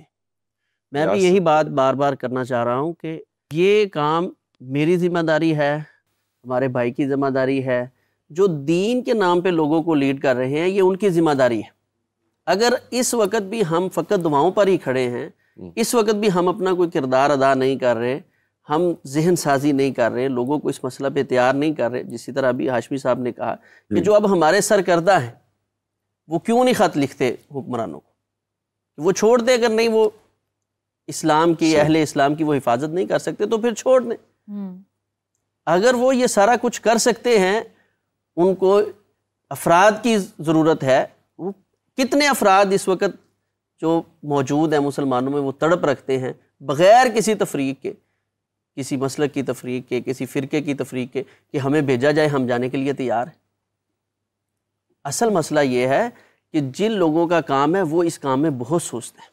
جی یہ ہمارے جو دین کے نام پہ لوگوں کو لیڈ کرنے والے ہیں، یہ ان کا فرض بنتا ہے کہ اس وقت لوگوں کو ذہن سازی کرے، لوگوں کو تیار کرے. جیسے میں ابھی وہ آپ نے بات کر دی کہ کچھ نہ کچھ فرض کے لیے ہم اپنے حق کے لیے کھڑے ہوتے ہیں، تو یہ تو حق نہیں، یہ تو ہمارا فرض ہے. فرض ہے، بالکل. بات کہ تھوڑا آگے مسلمانوں تک پہ نکل گئی ظلم تھی، ہو رہا ہے. واپس اس طرف آتے ہیں. علامہ صاحب، یہ کتام بن شنجا جو تھی، یہ کون تھی اور اس نے حق مہر میں مولا کا سر کیوں مانگا؟ اصل میں اس کا ایک جھلک میں بتا چکا ہوں پیچھے. یہ کتام جنگ نہروان میں اس کا باپ اور اس کے بھائی 3 یا 4 وہ خوارج میں شامل ہوئے. خوارج وہ کہ جنہوں نے پہلے ساتھ دیا پھر بعد میں بیعت توڑی، ٹھیک ہو گیا. یہ ان میں سے تھے اور یہ مولا علی کے ہاتھ سے قتل ہوئے. وہ بوس جو تھا نا، بوس کتام، اس کو وہ بوس بڑا تنگ کر رہا تھا. یہ اپنے زمانے کی بعض روایت میں کہا جاتا ہے کہ یہ حسین عورت تھی اور بہت سارے لوگ اس کے حسن میں گرفتار تھے، اور عبد الرحمن بن ملجم بھی ان میں سے ایک تھا. اور اس نے اور بھی بہت سارے لوگوں کو اکسایا، لیکن وہ اس پہ پورا نہ اتر سکے، تو پھر اس نے عبد الرحمن بن ملجم کو اکسایا. اس کا قبیلہ تھا، یہ کوفہ کے رہنے والی تھی. اس کے قبیلے کا نام تھا تیم الرباب. تیم الرباب اس کا قبیلہ تھا، وہاں سے اس کا تعلق تھا. اور وہ جو بوس تھا نا اس کا، وہ اس کو تنگ کر رہا تھا کہ میں کس طرح بدلہ لوں. اس بدلے کی آگ میں اس نے یہاں تک کہہ دیا کہ میں شادی اس سے کروں گی، مجھے حق مہر میں العیاذ باللہ علی کا سر چاہیے، یعنی مولا کی شہادت چاہیے، پھر میں اسے شادی کروں. القصہ سے اکسانے کے اوپر وہ کامیاب ہوگی. اور یہ پہلے مان نہیں رہا تھا، یہ پہلے اس کو بڑی مشکل سے منایا گیا. اور یہاں پہ میں ذکر کروں گا جو آپ نے سوال چھوڑ کے آگے بات کہیں اور نکل گئی تھی کہ کن کن اصحاب کو پتا تھا. جناب حجر ابن عدی، ٹھیک ہے، جناب حجر ابن عدی مولا علی کے اور یہ رسول خدا کے بھی صحابی گزرے ہیں، اور اس کے بعد مولا علی علیہ الصلوۃ والسلام کے بھی صحابی گزرے ہیں. اور ان کی صحابیت کا انداز ہی اتنا نرالا ہے، اتنا کمال ہے کہ ان کا بیٹا ایک ہی نسل ان کا بیٹا تھا. اور جب مولا علی کے معاملے میں ان کو جب قید کیا گیا نا اور کہا گیا کہ علی پر صبر کرو وگرنہ آپ کو قتل کر دیں گے، تو اس وقت انہوں نے کہا کہ میرا نا فلاں علاقے میں نا میرا بیٹا ہے، میرے بیٹے کو بلوا دو. تو بس جب بیٹا بلایا گیا، اب کہا پھر بے شک مجھے قتل کر دینا. کہا علی پہ صبر نہیں ہو سکتی لیکن پھر بے شک مجھے قتل کر دینا. بیٹے کو بلوایا گیا، کہا میرے بیٹے کو میری آنکھوں کے سامنے قتل کرو. عجیب انداز ہے. میں بتاؤں کہ جو مولا علی کے قتل کی پلاننگ کی بالکل معرفت رکھ چکے تھے، جان چکے تھے، میں ان کی بات کر رہا ہوں. کہا کہ میرے بیٹے کو میرے سامنے قتل کرو. کہا کہ ہم نے قتل تو آپ کو کرنا ہے، لیکن ایک بات کی سمجھ نہیں آتی، مشکل وقت میں بوڑھا باپ نسل بچاتا ہے، مروا رہے ہیں. کہا میری نسل میرا ایک ہی بیٹا ہے، کہیں ایسا نہ ہو تمہارے ڈر میں آ کر یہ وہ کر جائے جو میں نہیں کرنا چاہتا تھا، تو میدان معاشر میں جناب سیدہ کو کیا منہ دکھاؤں گا، مولا علی کو کیا منہ دکھاؤں گا. ان کو خبر مل گئی. ادھر سے جب انہوں نے کتام کی اور یہ عبد الرحمن بن ملجم کی پوری پلاننگ، جس کو باقاعدہ آنکھوں سے مشاہدہ کیا، یعنی اس طرف سے جناب حجر بن عدی گئے ہیں، دوسری طرف سے مولا علی مسجد کی طرف، یعنی جناب حجر کے مولا علی تک پہنچنے سے پہلے مولا کو ضرب لگ چکی تھی، اور مولا جانتے تھے میرا قاتل کون ہے. یہی قاتل، یہی بدبخت، جب مولا علی کا ایک بہت پیارے صحابی ہیں جناب میثم تمار، وہ کھجوروں کا کاروبار کرتی تھی، اس وجہ سے کہا جاتے ہیں. اللہ آپ کو لے جائے، زیارت نصیب فرمائے. جب آپ کوفہ جاتے ہیں، مسجد کوفہ سے پہلے ان کی مرکز ہے، وہاں پہ ان کا روزہ اور زری بنی ہوئی ہے. ان کا کھجوروں کا سٹال تھا، سٹال ہی کہوں گا نا، وہاں مولا علی بیٹھ کے کھجوریں بیچا کرتے تھے. یہ سامنے سے گزرا، عبد الرحمن بن ملجم سامنے سے گزرا، تو مولا علی کہتے ہیں یہ وہ بدبخت ہے جس کے ظلم سے میری داڑھی خون میں رنگین ہوگی، اور کہا یہ مجھے قتل کرے گا. جناب میثم تمار کہنے لگے مولا مجھے اجازت دے، میں اسے قلم، اس کا سارا بھی قلم کر دیتا ہوں. کہا علی نے کبھی بھی، جب بندے نے جب تک کوئی جرم نہیں کیا اس سے پہلے علی سزا نہیں دیتے. تو وہاں سے کتام کی پلاننگ، چونکہ اس کو بھائی کا بغض تھا، باپ کا بغض تھا، اس لیے وہ مولا علی کو قتل کرنا چاہتی تھی. اور یہ پلاننگ بڑے عرصے سے یہ کر رہی تھی جنگ نہروان کے بعد، بس اسی کا مقصد تھا.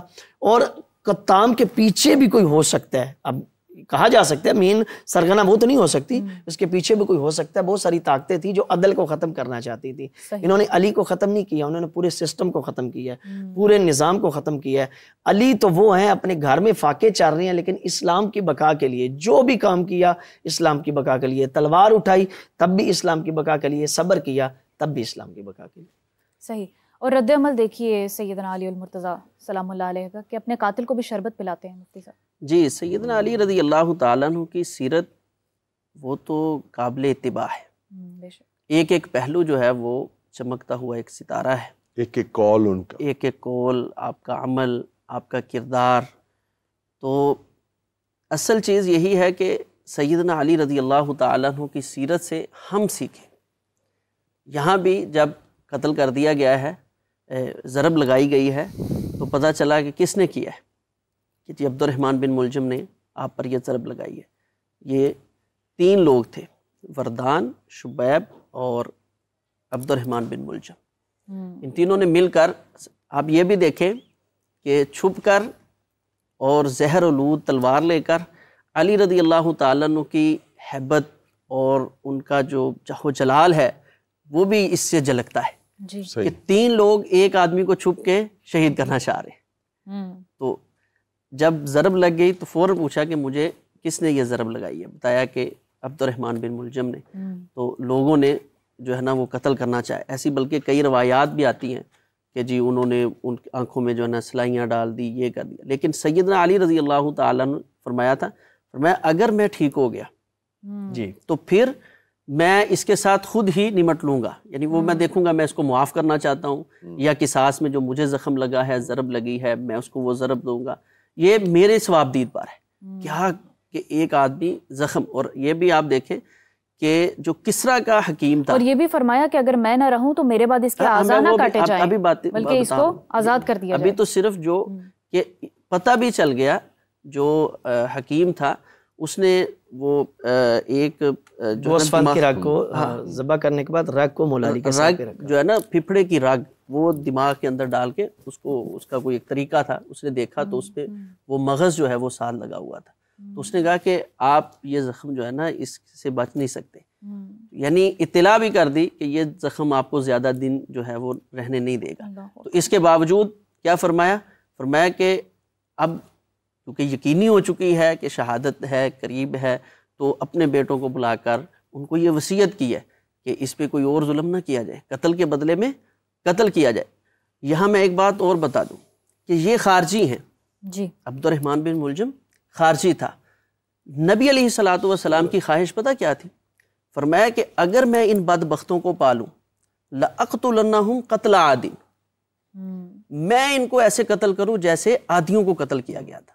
عادی کیسے قتل کیے تھے؟ کأنہم اعجاز نخل خاویہ، ان کے دھڑ جسم کے ایک ایک حصے کو اللہ نے الگ کر دیا تھا. ٹانگیں الگ تھی، جیسے کھجور کے تنے ہوتے ہیں اس طرح ان کے وجود تھے، ملے ہوئے نہیں تھے.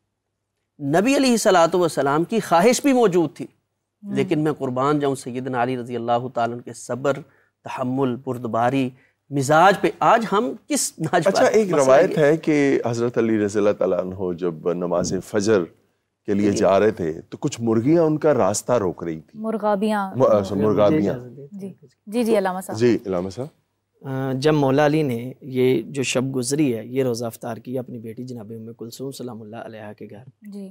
تو روزہ افطار کرنے کے بعد مولا علی کو دیکھ رہی ہیں بی بی کے انداز کیا، کبھی گھر کے صحن میں آ جاتے ہیں، کبھی پھر حجرے میں چلے جاتے ہیں اور آسمان کی طرف رخ کر کے اپنی داڑھی کو ہاتھ میں پکڑ کر کہتے ہیں یہی وہ رات ہے جس کا اللہ نے آج مجھ سے وعدہ کیا اور رسول خدا نے بھی بتایا تھا، یا علی آپ اس رات میرے پاس آ جائیں گے. تو جب مولا صبح مسجد کی طرف جانے لگے ہیں تو گھر میں کچھ مرغابیاں پال رکھی تھی. بعض نے بطخیں لکھا ہے، بعض نے اور باقاعدہ مولا ان کو اپنے ہاتھوں سے دانہ ڈالا کرتے تھے. اور جب گھر سے جانے لگے ہیں تو یہاں ایک میں دیکھنا سمجھانا یہ چاہتا ہوں کہ فکر دیکھیں ایک جانور کی، آپ سوچ چیک کریں. جب مولا علی گھر سے نکلے ہیں تو انہوں نے یہی ابا، یہ ہم لباس ائمہ ہی پہنتے ہیں، ہماری کیا اوقات ہے، اس لباس کی وجہ سے لوگ ہماری عزت کرتے ہیں چونکہ یہ مولا کا لباس ہے. تو اس لباس کو نا ابا کو اپنے دامن کو اپنے منہ میں کھینچ کے، یعنی گویا کہ اپنے الفاظ میں یہ کہہ رہی ہیں اپنی آواز میں، مولا مسجد نہ جائیے، مولا آج آپ کا آخری دن ہے، مولا آج آپ کو قتل کر دیا جائے گا، تو پھر سوچنے کی یہ کتنا بڑا حیف ہے اس امت کے لیے، ان قاتلین کے لیے، کہ جہاں جانوروں کو اتنی معرفت ہے کہ آپ نے مسجد نہ جائیے، تو وہ انسان جو سوچ رکھنے والے اس نے علی کو قتل کر دیا، اس نے نظام عدالت کو قتل کر دیا۔ تو جناب زینب عالیہ سے ایک جملہ کہا بہن زینب میں جا رہا ہوں، میرے بعد اگر ان کا خیال ویسے ہی رکھ سکو جیسے میں رکھتا تھا تو ٹھیک ہے، مگر نہ انہیں آزاد کر دینا۔ تو سکھ مولا مسجد ایک کالر ہمارے ساتھ ہے، فائزہ کال لے لیں۔ جی السلام علیکم، کون ہے، کہاں سے ہیں؟ وعلیکم السلام، میں رابعہ حسین بات کر رہی ہوں جی رابعہ، ریاض سے۔ جی میرا کوشچن یہ ہے کہ حضرت علی علیہ السلام نے جب وہ ضرب لگی تھی تو انہوں نے بولا تھا کہ آج میں کامیاب ہو گیا، رب کعبہ کی قسم آج میں کامیاب ہو گیا۔ جی تو ہم اپنی فراست اتنی کیسے ڈیولپ کر سکتے ہیں، یا ہمیں کیسے پتہ چلے گا کہ کون سے پوائنٹ پہ جا کے آج میں کامیاب ہو گئی ہوں؟ جی شکریہ رابعہ۔ ان کی جی کیا تھی پیچھے نا؟ جی ذرا آپ نے سوال سنا ہوگا۔ بہت پیارا کوسچن۔ اب دیکھیے سوال ہے خاتون کی طرف سے، غیر پہلے تو داد دینی چاہیے ہمیں کہ خاتون ہونے کے ناطے انہوں نے اس کو اپنے اوپر طاری کرنے کی بات کی کہ ایز اے وومن وہ یہ فوز الکبیر کیسے اچیو کر سکتے ہیں، یہ فوز العظیم کیسے اچیو کر سکتے ہیں۔ یہ فہم و فراست کہاں سے آئے کہ ہمیں پتہ ہو کہ ہم اس رستے پہ ہیں جس رستے پہ فوز العظیم ہے۔ جی اب بات یہ ہے کہ جب ہم اپنے ایمان کا جائزہ لیتے ہیں جی تو ہمارے ایمان کا جائزہ جو ہے وہ ہمیں یہ بڑے کلیئرلی بتاتا ہے کہ ہمارے گھر میں صبح سے لے کے یعنی چلیں رمضان ہے تو فجر سے لے کے افطار تک، روزہ کھولنے تک، کیا ہمیں اس سفر کا ادراک ہے؟ یہ جو سفر ہم نے فجر سے لے کے مغرب تک طے کیا، جس سفر کی بھوک سے تو ہم واقف ہو گئے کہ اس سفر میں بھوک ضرور ہے، لیکن اس سفر میں جہاد کی کیفیت کو، اس سفر میں اس سنت اور سیرت کی کیفیت کو ہم نے اپنے اوپر طاری کیا، یا چھوڑیں طاری کیا کہ نہیں، اس کا فہم ہمیں آیا کہ ہم کس کی سنت پہ روزہ رکھ رہے ہیں، یہ کس کی سنت پہ ہم تکبیر پڑھتے ہیں اور ایک مسئلے کے اوپر ایک غیبی قوت کے سامنے اپنا سر جھکا دیتے ہیں۔ اس پورے کانسیپٹ کی تفہیم ہمیں ہوتی ہے کہ نہیں ہوتی تو کیوں نہیں ہوتی، اور وہ کون سے دیکھیں، میں آج اپنے گھر میں بیٹھ کے اپنے افطاری کے ٹیبل پہ اپنے ماں باپ کے ساتھ بیٹھ کے یا اپنے بڑوں کے ساتھ بیٹھ کے یہ سوال کروں کہ مجھے یہ نہیں سمجھ آ رہی کہ میں اس روزے کو کیا فاقہ سمجھوں یا واقعتاً روزہ سمجھوں، کیا ہم مسلسل فاقے کیے جا رہے ہیں یا روزے رکھ رہے ہیں؟ تو اور بڑے ایمانداری کے ساتھ، کم از کم روزے میں اتنی ایمانداری ہو کہ ہمیں پتہ ہو کہ ہمارے روزے نہیں ہیں، ہمیں پتہ ہو ہماری صلاۃ قائم نہیں ہوتی جس کے قائم کرنے کا حکم ہے، ہمیں یہ ساری چیزیں ایٹ لیسٹ پتہ ہوں تو تب ہم اپنے آپ کو اس رستے پہ لے کے آئیں۔ یہ جس خواب خرگوش میں ہمیں بچپن سے رکھا جاتا ہے کہ ہم مسلمان ہیں اور ہم جیسے مرضی فوت ہو جائیں، ہمارے ایصال ثواب کے لیے لوگ دعائیں کرتے رہیں گے اور ہم جنت میں چلے جائیں گے، پھر وہ شفاعت کا پروسیس ہوگا جس میں ہم بری جمع ہو جائیں گے ان تمام چیزوں سے۔ یہ سفید جھوٹ ہے، ایسا کچھ بھی نہیں ہے۔ یہ فہم و فراست تب آئے گی جب آپ پہلے اپنے گھر میں اپنے سب گھر والوں کا ایمان جج کریں گے اپنے آئینے میں، وہ ایک دوسرے کا نہیں، اپنا۔ ہم آج اپنے افطار کی ٹیبل پہ ایک دوسرے کو یہ نہیں کہہ سکتے کہ ہم اس رستے پہ ہیں جس رستے کے ایمبیسڈر بن کے ہم پوری دنیا میں ایک جھوٹ ڈکلیئر کر رہے ہیں کہ ہم آقا علیہ السلام کی امت کے ہیں۔ آقا علیہ السلام کی امت کے وہ ہیں۔ نوح علیہ السلام نے جب اللہ تعالیٰ سے دعا کی اور کہا کہ میرا بیٹا سفینے میں نہیں ہے تو میری آل کیسے چلے گی، تو اللہ تعالیٰ نے کہا نوح علیہ السلام کو کہ تمہاری آل وہ نہیں جو سفینے میں ہے، تمہاری آل وہ نہیں جو سفینے سے باہر ہے، تمہاری آل وہ نہیں جو تمہارا بیٹا ہے، تمہاری آل وہ ہے جو تمہاری اتباع میں ہے، جو تمہاری اتباع کرے گی وہ تمہاری آل ہوگی۔ اور یہ میں آپ کو بتاؤں، یہ کلیئر انڈیکیشن ہے، وہ طوفان ایک میٹافور ہے اس طوفان کا مطلب یہ ہے جس میں ہم ہیں اس وقت. ہم اس سفینے میں نہیں ہیں جس سفینے میں اتباع والے لوگ ہوتے ہیں. اتباع والے لوگوں کی فہم و فراست اسٹیبلشڈ ہوتی ہے کہ فوز العظیم کیا ہے. ہمیں یہ اسٹیبلشڈ ہے کہ ہم فوز العظیم پہ نہیں ہیں. ہم اس طوفان میں ہیں, ہم اس سفینے میں نہیں ہیں. آج ہم اگر شروع کریں, سوال کا جواب یہ ہے کہ آج کی افطار سے اگر آپ پلان کر لیں کہ میں نے اس سے اگلی افطار, چاہے اگلے رمضان میں ایک سال کے اندر اپنے آپ کو ٹھیک کرنے کے لیے, یا اگلے ہی روزے میں اپنے افطار پہ اپنے آپ کو ٹھیک کرنے کے لیے اگر میں نوح کے سفینے میں ہوں تو ٹھیک ہے, نہیں تو پھر یہ فاقے کرنے کا بھی مجھے کوئی فائدہ نہیں. میں دنیا کی عیاشی تو پھر پوری کروں, پھر میں دین کو پوری طرح سے ترک کروں, پھر میں پوری طرح سے اس دنیا کی وہ یہ چیزیں باؤنٹیز اچیو کروں. زریاب صاحب خود کو کیسے کریں؟ صرف نماز روزہ اور جو باقی واجبات ہیں ان کو ٹھیک کر لیں, یہ ٹھیک کرنا ہے کچھ اور بھی اس میں مقاصد؟ نہیں میرا بیٹا, یہی تو بات ہے. ہم نے ٹھیک کیسے کرنا ہوتا ہے, ہم ایک یہ بہت مختلف دین کی گفتگو کیوں ہو رہی ہے؟ اس میں کہتے ہیں جو تبنگ مرا وہ ڈر کے مرے کہ اس کی قبر بہت تنگ ہوگی, کیونکہ میرے نبی کی سنت تو یہ نہیں ہے. میرے نبی کو تو زہر دے کے مار دیا گیا تھا. ابن عباس رضی اللہ عنہ کی یہ سے روایت کی حدیث ہے, اور یہ احمد بن حنبل نے اپنے صحیح میں لکھی ہے کہ میں 9 دفعہ قسم کھا کے کہتا ہوں, 9 دفعہ 9 times میں قسم کھا کے کہتا ہوں کہ میرے نبی کو زہر دیا گیا جس سے وہ شہید ہوئے ہیں. پھر اس کے بعد موت شہید ہو گئے ہیں, پھر ان کے پورا خاندان شہید ہو گیا ہے. یہ کیسے لوگ ہیں جو صرف شہادت لیتے ہیں؟ ان کو کس نے کہا ہے کہ صرف شہادت لینی ہے؟ یا یہ صحیح راستے پہ ہیں یا ہم جو طبعی مر جا رہے ہیں؟ ہم تو انہی کے دین پہ, اور انہی کے دین پہ چلنے کا مطلب اگر صرف شہادت ہے تو پھر راستہ وہ ڈھونڈ جب جس راستے میں موت نہ آتی ہو وہ راستہ ترک کر دینا ہے. پہلے آئیڈینٹیفائی کرنا ہے کہ میرے راستے میں موت آ رہی ہے کہ نہیں. اور مرنا تو ہے, یہ تو پھر شہادت کیوں نہ اپنائیں؟ کیا خوبصورت اشارہ کیا ہے. اور یہاں پر ایک اور کالر ہے, ان سے بھی بات کرتے ہیں. جی السلام علیکم, کون ہے, کہاں سے بات کر رہے ہیں؟ جی وعلیکم السلام, میں فیصل آباد سے بات کر رہا ہوں, زہیب. جی زہیب, میں پہلے تو یہ کہنا چاہوں گا کہ ہر دن حضرت علی کا دن ہے, اور ہمیں اپنی زندگیوں میں انہیں روزمرہ کی بنیاد پہ شامل کرنا چاہیے. میں زریاب صاحب سے کویشچن کرنا چاہتا ہوں کہ کیا ایسا ماں باپ کے لیے پیغام ہے کہ وہ روز اپنے بچوں کو بٹھائیں اور وہ پیغام دیں جو حق کا پیغام ہے؟ شکریہ زہیب. پریکٹیکلی وہ اسٹریٹجی بتائیں ہمیں. میں سچی بات بتا رہا ہوں آپ کو, میں آپ کو سچی بات بتا رہا ہوں. آج افطاری پہ اگر آپ نے اپنے ماں باپ کو نہ بٹھا کے یہ کہا نا کہ آپ اگر طبعی موت مرے تو خطرے میں آپ کے اصال ثواب کی کوئی دعا نہیں کر رہا. میں نے ایسی کسی سنت نہیں دیکھی نبی کے گھرانے کی کہنے کی کہ طبعی موت مر جائیں اور پیچھے بچے اصال ثواب کی دعا کر رہے ہیں. نبی کے گھرانے نے اپنے نومولود بچے تک ذبح ہونے دیے. پاپا آپ کون سی سنت پہ جا رہے ہیں جو طبعی موت مرے جا رہے ہیں؟ پاپا یہ کیا ہو رہا ہے؟ میری کتابیں تو بتا رہی ہیں کہ نبی شہید ہو گئے ہیں, وہ ان کے بچے شہید ہو گئے ہیں. پاپا آپ کیسے سکون سے قبر میں جا رہے ہیں؟ یہ کون سی کوٹھیاں بنانے کے اوپر لگے ہوئے ہیں؟ کون سی جائیداد بنا رہے ہیں؟ یہ تو ہمارے نبی کی سنت ہی نہیں ہے. یہ کون سی پیرالل ریلیجن ہے جس کے اوپر چل رہے ہیں؟ یہ ہے وہ متوازی مذہب جس متوازی مذہب کا سورہ بقرہ کی آیت نمبر 79 میں اللہ تعالیٰ کہتے ہیں کہ جس طرح یہود و نصارہ نے اپنی کتابوں کے پیرالل کتابیں نکالی, یہ ہمارے مفسرین نے یہ کیا ہمارے ساتھ, یہ ہمارے مبلغین نے کیا ہے ہمارے ساتھ. تو ہمیں وہ سنت بتائی ہی نہیں. سنت کا مطلب ہی شہادت ہے, شہادت کا مطلب ہی سنت ہے. ان دونوں کے درمیان کوئی وقفہ نہیں ہے. وہ جو وقفہ ہے وہ ہر وقت موت کے رستے پہ رہنے کا گیپ ہے. وہ وقفہ ہے جس میں میں اور آپ رمضان ٹرانسمیشن کر رہے ہیں.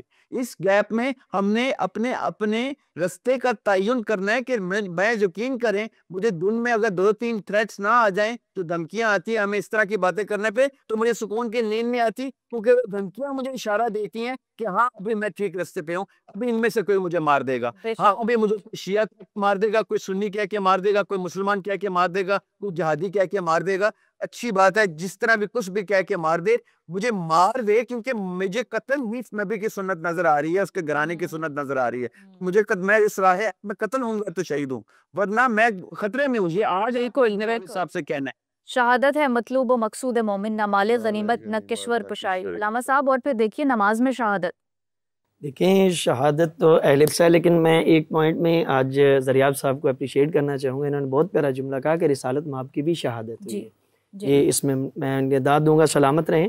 باقی شہادت جو ہے وہ اہل بیت کا ورثہ ہے. امام زمن علیہ الصلوۃ والسلام 12ویں آقا کا جب ظہور پر نور ہوگا ان کو بھی شہید کیا جائے گا. اور یہاں میں شہید مرتضیٰ مطہری علیہ رحمہ کا ایک جملہ ذکر کروں گا. علم اخلاق کے بہت بڑے استاد تھے ایران کے. وہ ایک جملہ فرمایا کرتے تھے کہ جب تمہیں کنفرم ہے کہ تم نے مر جانا ہے، جب تمہیں کنفرم ہے کہ تم نے مر جانا ہے، تو کیوں نہ پھر شہادت کا راستہ اپنایا جائے. یعنی جب موت سے فرار ممکن ہی نہیں ہے، مر جانا ہے، تو پھر انہوں نے 5 قسمیں لکھی ہیں موت کی، ان میں سے 5ویں لکھی ہے شہادت کی موت. اور ائمہ طاہرین علیہ الصلوۃ والسلام کی آپ دیکھ لیں، سخت سے سخت شہادت ہے. اور مولا علی علیہ الصلوۃ والسلام اور نماز میں شہادت، ہمارے 4 معصوموں کی نماز میں شہادت ملتی ہے. مولا علی علیہ الصلوۃ والسلام امام موسیٰ کاظم علیہ الصلوۃ والسلام کا جب سر سجدے میں تھا جب روح پرواز ہوئی، امام زین العابدین علیہ الصلوۃ والسلام کا سر سجدے میں تھا جب روح پرواز ہوئی. اور نماز کی حالت میں مولا علی کو شہید کر کے مولا علی نے تقوی کی منزل بتا دی، خدا کے ساتھ بندے کا تعلق کیسا ہونا چاہیے وہ بتا دیا، خدا اور بندے کا تعلق کیسا مضبوط ہو سکتا ہے وہ بتا دیا.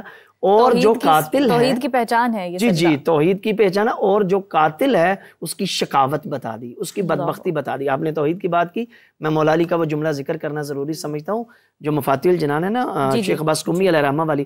اس کے علاوہ ایک چھوٹی تاکیبات بھی ہے، اس میں بھی وہ دعا موجود ہے جس میں مولا علی نے بندے اور اللہ کے درمیان کیسے تعلق مضبوط کیا جا سکتا ہے اور بندے کو اپنے خدا کے ساتھ کیسا ہونا چاہیے، بڑا پیارا رشتہ بتایا. مولا فرماتے ہیں الہی کفا بعزا ان اکون لک عبدا وکفا بفخرا ان تکون لی ربا انت کما احب فاجعلنی کما تحب.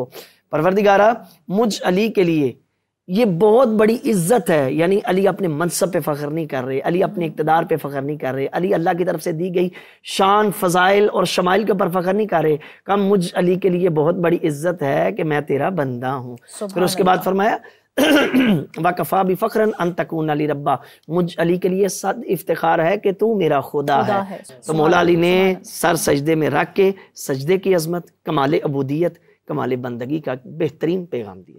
اچھا حافظ صاحب یہ بتائیے کہ حضرت علی رضی اللہ تعالیٰ عنہ کی زندگی، ان کے اقوال ہمارے لیے ایک بہترین راستہ ہے اپنی زندگیوں میں خیر و برکت لانے کے لیے، اپنی زندگی کو اچھا گزارنے کے لیے.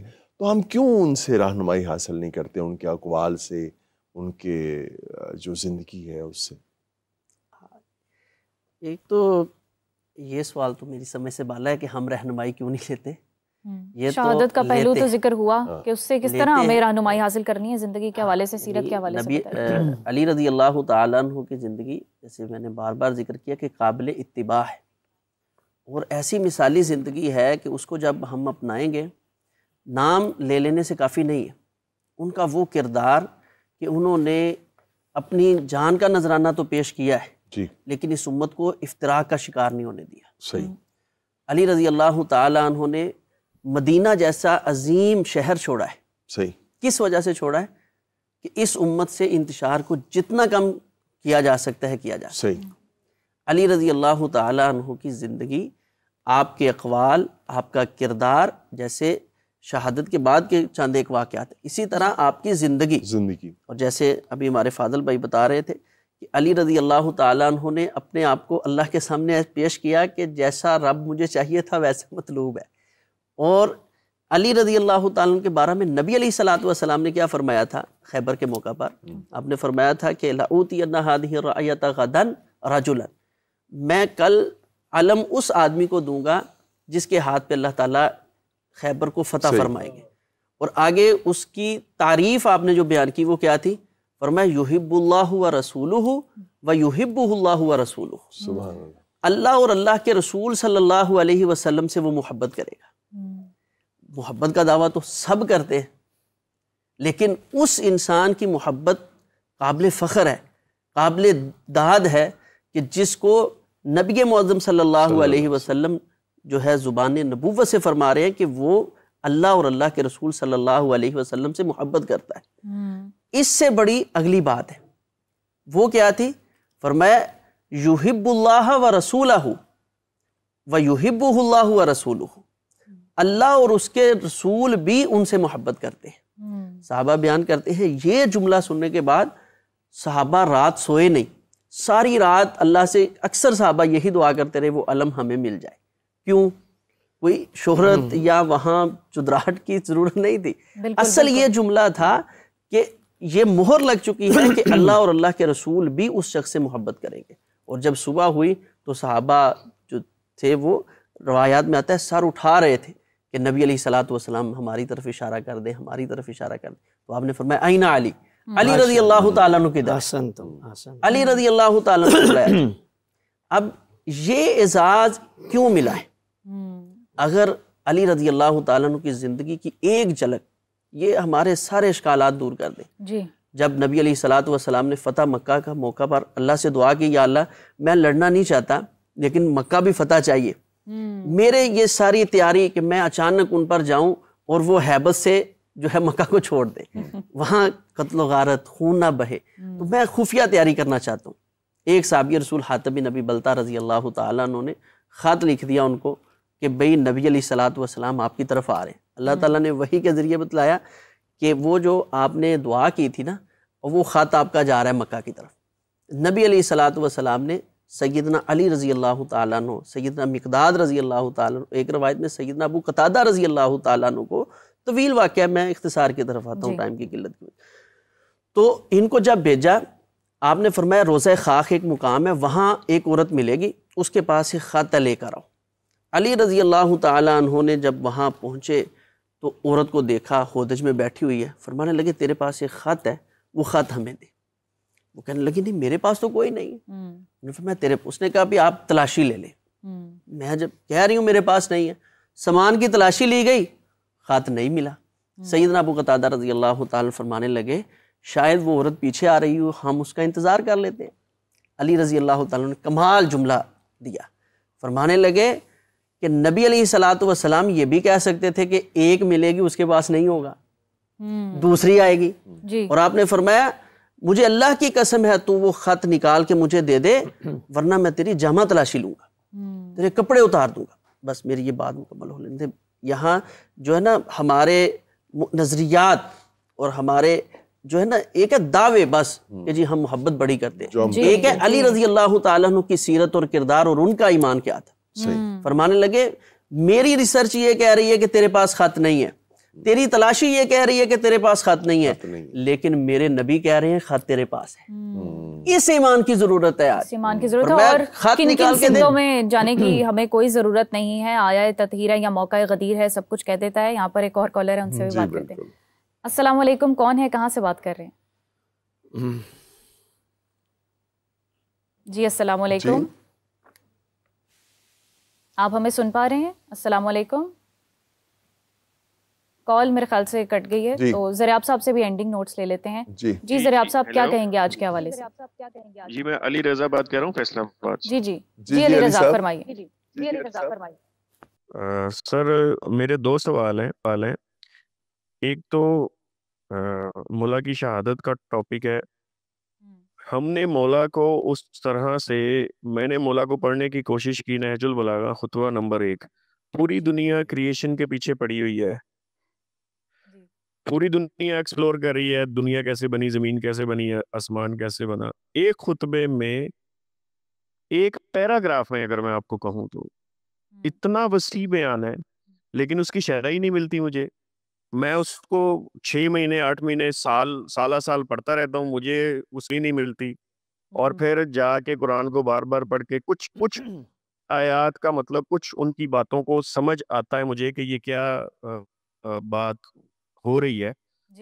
اور اس سے مجھے یہ سمجھ آتا ہے کہ سائنس جہاں پہ پہنچی ہے اس کا 2-3% بھی نہیں ہے سائنس جو کریشن بیان کر رہی ہے. اور ڈائریکشن آتی ہے کہ ڈائریکشن وہی ہے جو مولا نے بیان کی ہے. تو زریاب صاحب سے میں ریکویسٹ کروں گا کہ تھوڑا سا اس بارے میں نہج البلاغہ سرمن نمبر 1 کا جو کریشن پارٹ ہے اس کے بارے میں تھوڑا سا مجھے گائیڈ کر دیں. اس کی شرح کہاں سے ملے گی یا اس کے بارے میں کیا کر سکتا ہوں. ایک دوسرا سوال ہے کہ اگر بہت شکریہ، اور بالکل ایسے ہی ہے کہ جو سٹارٹ کی کچھ لائنز ہیں، جب وہ ذات سے آگے کی بات کرتے ہیں نا، خدا کے حوالے سے، اور صفات سے بالا تر بات کرتے ہیں، تو وہ سمجھ سے باہر ہو جاتی ہے.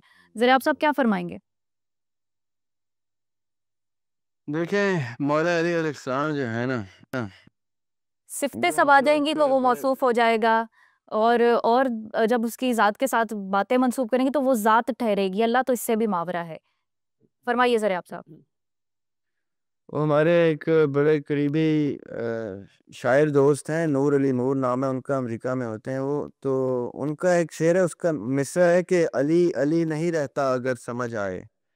مولا علی کی ذات اقدس کو ہم لوگ پرسیو نہیں کر سکتے، سمجھ نہیں سکتے. ان کی birth, the mystery of his birth, خانہ کعبہ میں ان کی ولادت سے لے کے ان کے دو اور شاید اب تو 3 ایسے مزار ہیں جو ان سے منسوب ہیں. ان کی زندگی، ان کی ولادت سے لے کے ان کی انتہائی بیان تک، ان کے موجودگی تک، وہ ایک ایسی ہستی ہیں کہ جن کو پرسیو کرنا، کمپریہینڈ کرنا پاسبل نہیں ہے. کیونکہ ہم لوگ بہت جرأت جسارت کرتے ہیں، بڑے آرام سے ان ہستیوں کا نام لے لیتے ہیں. یہ بڑی خاص ہستیاں ہیں جو آقا علیہ الصلوۃ والسلام کے اہل بیت علیہم السلام ہیں. ان کا یعنی یہ ہماری سمجھ سے بالا لوگ ہیں. ان کو ہم یعنی اتنے فریلی ڈسکس بھی نہیں کر سکتے. ہاں ان کی ذات کے کچھ حوالے ہیں جو ہم ڈسکس کر کے اپنے آپ کو اپنا رستے کا تعین کرنے کے لیے کچھ ڈسکس کر لیں. جہاں تک نہج البلاغہ کا تعلق ہے، نہج البلاغہ کو پڑھنے کے بعد بڑے بڑے باہر کے نان بلیورز ہسٹورینز بھی پریشان ہیں، اور وہ بھی یہ ریسرچ کر کے دیکھتے ہیں. بلکہ ایک ہسٹورین کا تو یہ بھی بیان تھا مولا علی کی گفتگو، یہ نہج البلاغہ کے خطبات پڑھنے کے بعد، کہ جتنے کریشن آف دا پلانٹ کے بارے میں مولا علی نے جتنا بیان کیا ہے، یہ بیان پڑھ کے تو ایسا لگتا ہے کہ جیسے ان کے سامنے سب کچھ تخلیق کیا گیا ہو. یہ اتنی ایکوریسی کے ساتھ یہ بیان کر رہے ہیں اور اتنے وثوق کے ساتھ بیان کر رہے ہیں.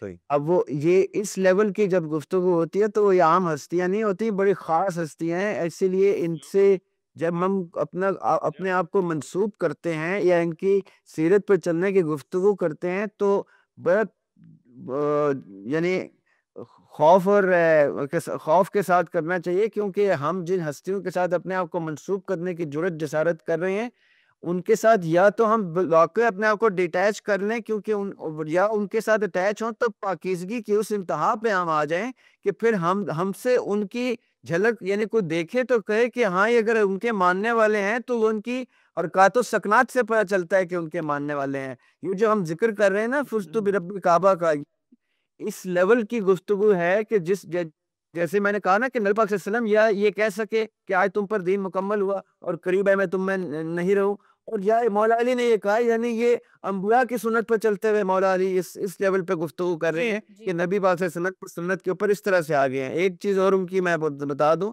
کہ ان سے ایک دفعہ کسی نے پوچھا زندگی اور موت کا، تو انہوں نے کہا مجھے صرف ایک رات پتا تھا کہ مجھے موت نہیں آئے گی، صرف ایک رات.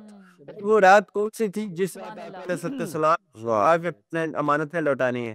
وہ مجھے پتا تھا کہ میرے آقا نے کہہ دیا امانتیں لوٹانی ہے، تو اب مجھے بھی نہیں آ سکتی ابھی امانتیں میں نے لوٹانی ہے، کیونکہ میرے آقا نے کہہ دیا میں لوٹاؤں گا.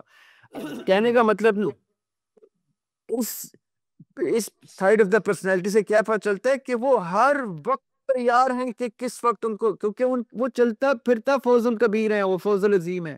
ان کی زندگی سے یعنی ایسے مماثلت ہے اس کی کہ یا ان کی زندگی کو دیکھ لیں یا فوز العظیم کو دیکھ لیں. لیکن بات کہنے کی کیا ہے یہاں پہ کہ اگر ہم نے ان کی زندگی سے کچھ سیکھنا ہے، سمجھنا ہے، اپنے بچوں کو سکھانا ہے، اپنے بچوں کو اس رستے پہ چلانا ہے، تو پھر یہ کل سے یا پرسوں سے یا کردار سازی سے یا ان چیزوں سے نہیں ہوگی. یہ چیزیں یہ آج سے اس میں اترنے کی بات ہے، یہ ابھی سے اس میں اترنے کی بات ہے.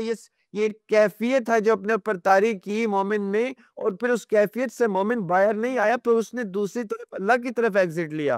وہ تیار ہے پھر کہ میں نے اپنے جان حوالے کر دی اپنے رب کے، کیونکہ میں جن ہستیوں کی سنت پہ آ رہا ہوں اور ان ہستیوں کا تو طرز عمل ہی یہ ہے. اب یہ آج کے نسبت سے ایک بات میں اور جو ایڈ کرنا چاہتا ہوں وہ یہ کہ دیکھیں، مجھے نہیں پتا کل ہم کہاں ہوں گے، اب پاکستان کی سچویشن کیا ہوگی، دنیا کی سچویشن کیا ہوگی. اس رمضان میں ہم نے ملحم الکبریٰ بھی ڈسکس کی کہ وہ جنگ، جس جنگ کے بعد مہدی علیہ السلام نے آ جانا ہے، جس جنگ کے بعد عیسیٰ علیہ السلام نے آ جانا ہے، جس جنگ کے بعد وہ تمام سائنس شروع ہو جائیں گے جو آخرت کے ہیں، یہ وہ مومنٹس ہیں، یہ وہ جس خوش نصیب کو مل گئے ہیں. اس وقت ہمارا فرض بنتا ہے کہ اس جنگ میں اپنا حصہ ڈالے اور اپنا حق عیاں کریں. مومن کے لیے کوئی حق اور باطل کے علاوہ تیسری آپشن نہیں ہوتی، کولیٹرل نہیں مرتا. مومن اپنے راستے کا تعین کرتا ہے اور پھر اس راستے کے اوپر جڑ جاتا ہے. اور میں یہ بھی بتا دوں کہ اگر کسی نے حق کا ساتھ نہیں دینا تب بھی بہادری سے کھل کے کہے کہ ہاں نہیں دینا. جی نبی کی سنت اور مولا کی سنت، اور پھر جو شہادتیں ہوئیں فلسطین کے ضمن میں حسن نصر اللہ اسماعیل ہنیہ، تو وہ اس بات کی مصداق ہے کہ ہر حال میں حق بات کا پرچار کریں گے، ہر حال میں حق بات کا پرچار کریں گے، ممبر نہیں ہوگا تو سرے دار کریں گے. بہت شکریہ زریاب صاحب آپ کا، حافظ صاحب بھی ہمارے ساتھ تھے کل، بہت شکریہ. مفتی صاحب کا بھی بہت شکریہ، اور علامہ صاحب بہت شکریہ آپ کا بھی. اب ہمیں جوائن کیا ہے ڈاکٹر سلیمہ مانچی نے، آپ ڈینٹسٹ ہیں. ڈاکٹر صاحبہ بہت شکریہ آپ کی بھی تشریف آوری کا. کیسی ہیں اور رمضان کیسا گزر رہا ہے؟ بہت بہترین جا رہے ہیں، موسم بھی بڑا اچھا ہے، اور میرے خیال سے روزے داروں کے لیے یہ سب سے اچھی ایک نعمت ہے. اور ڈاکٹر صاحبہ ڈینٹسٹ ہیں آپ کو تو بڑے اچھے سے پتا ہوگا کہ دانتوں کی ہائیجین کا خیال رکھنا بہت ضروری ہے. رمضان کا مہینہ ہے تو ہم مطلب مختلف اوقات میں کھانا کھاتے ہیں، ایک سحری میں اور ایک افطار میں، اور دن بھر ہمیں کچھ نہیں کھانا ہوتا، نہ ہم اپنے دانتوں کی صفائی اس طرح سے کر سکتے ہیں. تو ایک پراپر ہائیجین کا جو طریقہ ہے رمضان میں وہ کیسا ہونا چاہیے؟ میرے خیال سے ایسا جو ہے نا ٹاپک ہے جو کہ بہت اگنورڈ ہے، اور رمضان کے اندر بہت سارے لوگ اس چیز کو اوائڈ بھی کرتے ہیں. اور کیونکہ ہمارا جو ہے نا پیٹ کا جو دروازہ ہوتا ہے منہ سے ہوتا ہے، اور جو آپ نے دن چوز بھی کیا میرے خیال سے وہ بہت اچھا ہے. 20 مارچ ہمارا ورلڈ اورل ہیلتھ ڈے بھی ہوتا ہے، تو اس کی مناسبت سے بھی آج یہ بہترین موقع ہے جو ہم لوگوں کو دونوں میسیجز دیں گے، ایک رمضان کا بھی اور ایک ورلڈ اورل ہیلتھ ڈے کا بھی. بہت زبردست بات کی ہے اس بار کے تھیم نے، جو کہ مجھے لگتا ہے سب ہماری بات کی عکاسی بھی کرتا ہے. ہمیشہ سے آتا تھا تھیم کے جو ہیپی تیت ہوتے ہیں وہ ہیپی اسٹمک ہوتا ہے یا ہیپی جو نا باڈی ہوتا ہے، بٹ دس ٹائم جو تھیم انہوں نے رکھا ہے وہ ہے ہیپی تیت ہیپی مائنڈ. اب آپ یہ سوچیں کہ جو آپ کھانا پینا کرتے ہیں اس کا آپ کے ایک سائیکولوجیکلی یا آپ کے اسٹریس یا آپ کے ڈپریشن سے کتنا ایک کو ریلیشن ہے. تو فار ایگزامپل اگر آپ اسٹریس میں ہیں تو آپ منہ میں وہ تمام چیزیں کھا رہے ہیں، برگر کھا رہے ہیں یا سیڈینٹری لائف اسٹائل اپنا رہے ہیں، جس کا آپ کا افیکٹ آپ کی پوری باڈی پہ پڑ رہا ہے، آپ کے مائنڈ پہ پڑ رہا ہے. تو بہت سینسیبل ایٹنگ بہت ضروری ہے، سمجھداری سے ایٹنگ بہت ضروری ہے. رمضان سب سے اچھا موقع ہوتا ہے. اب رمضان کے اگر بات کریں تو سب سے اچھی بات یہ ہوتی ہے، آج آپ دیکھ رہے ہیں ٹرینڈز نکلے ہوئے انٹرمیٹنٹ فاسٹنگ کے. ہمیں تو اللہ تعالیٰ نے قدرتی طور پہ انٹرمیٹنٹ فاسٹنگ دی ہوئی ہے جو کہ ہماری باڈی کو مائنڈ کو ویسے ہی بہتر کرتا ہے. سو کچھ میں کہوں گی کہ احتیاطی تدابیر ہیں، میں چاہوں گی وہ ہم ڈسکس کر لیں، کیا کھانا چاہیے کیا نہیں کھانا چاہیے. یوزلی پیشنٹس ہمارے پاس جب آتے ہیں تو وہ شکایت کرتے ہیں کہ ہمارا منہ بہت ڈرائی ہو رہا ہے، اور وہ اس کا ریزن یہ ہوتا ہے کہ کیونکہ ظاہر ہے آپ پورے دن کا جو فاسٹ ہوتا ہے اس میں آپ کے منہ کے اندر تھوک بھی کم ہو جاتی ہے، پانی کا کوئی ایک آپ کا انٹیک نہیں ہے، اور ہائیڈریشن پانی جب جاتا ہے تو وہ سلائیوا پروڈیوس کرتا ہے جو کہ تھوک ہوتا ہے، اور تھوک آپ کو مدد کرتا ہے کھانا کھانے میں، ہاضمے میں، ایون آپ کے منہ کے اندر بفرنگ کرتا ہے، پروٹیکشن کرتا ہے، اینٹی بایوٹکس کی طرح کام کرتا ہے، بیکٹیریا کو روکتا ہے. تو اگر آپ کے منہ میں سلائیوا نہیں ہے، تھوک نہیں ہے، تو اس کی مطلب ہے آپ کی ڈرائنیس ہے تو بے شک وہاں پہ کیریز بھی ہوگی، میدے میں تیزابیت بھی ہوگی. لیکن ہوگا کیا اگر آپ کچھ ایسی سلیکشن آف فوڈ کرتے ہیں جو کہ آپ کے میدے کو وہاں اس ٹائم پہ روک سکتا ہے ان سب تمام چیزوں سے. سب سے امپورٹنٹ ریکمنڈیشن ہماری یہ ہوتی ہے کہ سحری پر جب آپ سحری کے لیے جو بھی کھانا کھاتے ہیں اس کی چناؤ کیا کیا ہے. سب سے امپورٹنٹ آپ نے اپنا جو روزہ ہے وہ سحری کے ٹائم پہ دہی سے بند کرنا ہے، یہ امپورٹنٹ ہے. پانی کا استعمال بہت کرنا ہے. اب لوگ پوچھتے پانی ایسے ہی پی لیں، ایسے بھی پی سکتے، تک ملنگا ڈال لیں. چیا سیڈز جو ہے اس کے اندر ایسی ایبزارپشن ہوتی ہے کہ وہ پانی کو اپنے اندر لے لیتا ہے. اسی طرح وہ جب آپ کی باڈی میں جاتا ہے تو آپ وہ پورے لمبے آورس تک وہ پورا ہائیڈریٹڈ رکھتا ہے. ایون آپ سلیکشن آف فروٹس جیسے کہ ککیومبر ہو گیا یا واٹر میلن ہو گیا، یہ تمام لے سکتے جس کے اندر 98% واٹر ہے. اچھا ڈاکٹر صاحبہ کچھ لوگ چائے بھی پیتے ہیں پھر دہی بھی کھاتے ہیں، یہ دانتوں کے لیے بھی پھر نقصان دہ ہوتا ہے؟ یس، پہلے تو میں کہوں گی کہ چائے تو بالکل روکنی چاہیے ہمیں، چاہے وہ افطار ہو چاہے وہ سحری ہو. لیکن ہم پاکستانی ہیں، ہماری چائے کے بغیر زندگی گزرتی نہیں ہے، تو میرا خیال ہے سب سے بڑا نقصان ہے. اس کے آلٹرنیٹس بڑے اچھے ہیں. چائے کے ایڈکٹ لوگ ہوں گے وہ تو بہت مشکل ہے، لیکن ہم آہستہ آہستہ اس چیز کو آف کورس ختم کر سکتے ہیں. ایک یہ کر سکتے ہیں کہ سحری پہ نہ کریں، افطار پہ کر لیں. اور سحری پہ ہمارے پاس کیا آپشنز اور ہیں، لسی ہے ہمارے پاس کا آلٹرنیٹ. ہم جوسز پی سکتے ہیں جو کہ ہمارے گھر میں بنا سکتے ہیں. ہم انار کا جوس پی لیں جو کہ ہائیڈریشن، آئرن سب کچھ دے گا آپ کو پورے دن، آپ کو ڈی ہائیڈریٹ بھی نہیں کرے گا اور آئرن کی مضبوطی بھی دے گا، سانس بھی نہیں پھولے گا آپ کا، اور آپ کو پوری طرح جو خون کی وہ ہوگی وہ بھی پوری پراپر سرکولیشن ہو رہی ہوگی. دوسری بات آپ یہ بھی کر سکتے ہیں، آج کل بڑی اچھی اچھی ٹیز ہمارے پاس آئی ہے، مورنگا ٹیز ہیں، وائٹ ٹیز ہیں. وائٹ ٹی بالکل، اور وائٹ ٹی تو آپ کو پتا ہے کہ ایک تو آپ کو کولیسٹرول کے مسئلے سے بچاتی ہے، دانتوں کے پرابلم سے بچاتی ہے، آپ کی بونس کو اسٹرانگ کرتی ہے. یہ کیمیلیا کر کے ایک لیو ہوتا ہے، ہرب ہوتا ہے، اس سے بنتی ہے وائٹ ٹی. اب لوگ کہتے ہیں وائٹ ٹی دودھ تو نہیں ڈال کے بنتی ہے، دودھ نہیں ہے، یہ گرین ٹی کی طرح ہی ہوتی ہے، لیکن one of the herb herb ہے اور اس کو جڑی بوٹیاں ہیں, اسی سے بنتی ہے. آپ نے پانی کو ابالنا ہے, اس میں وہ وائٹ ٹی ڈال دینی ہے, کیمیلیا کی لیوز ڈال دینے, تھوڑے سے پنچ آپ ہاف ٹی اسپون بھی لے سکتے ہیں, اور اس کو بوائل کر دیں, اور بوائل کر کے اس کو چھان کے پی لیں. آپ کی بیوٹی کو بھی انہینس کرے گا, فیس بھی آپ کا گلو ہوگا, نیچرل سورس ہے, اور ہارٹ کی بھی ڈیزیز نہیں ہوں گے. روزے کی حالت میں اگر ہم ٹوتھ پیسٹ کو استعمال کرتے ہیں یا ماؤتھ واش ڈفرینٹ طرح کے ہوتے ہیں, تو وہ کیسا ہوتا ہے؟ ہوتا یہ ویسے تو ہے نا, ٹوتھ پیسٹ یا ٹوتھ برشنگ الاؤڈ نہیں ہے ڈیورنگ رمضان. ہاں ہم کلی ضرور کر سکتے ہیں, لیکن اس کو سوالو نہیں کر سکتے, نگل نہیں سکتے, اس میں روزہ ٹوٹ جاتا ہے. یہاں پہ ہمارے پاس عالم بھی ہیں, وہ بھی اس بارے میں جو ہے وہ آف کورس کریں گے واؤچ.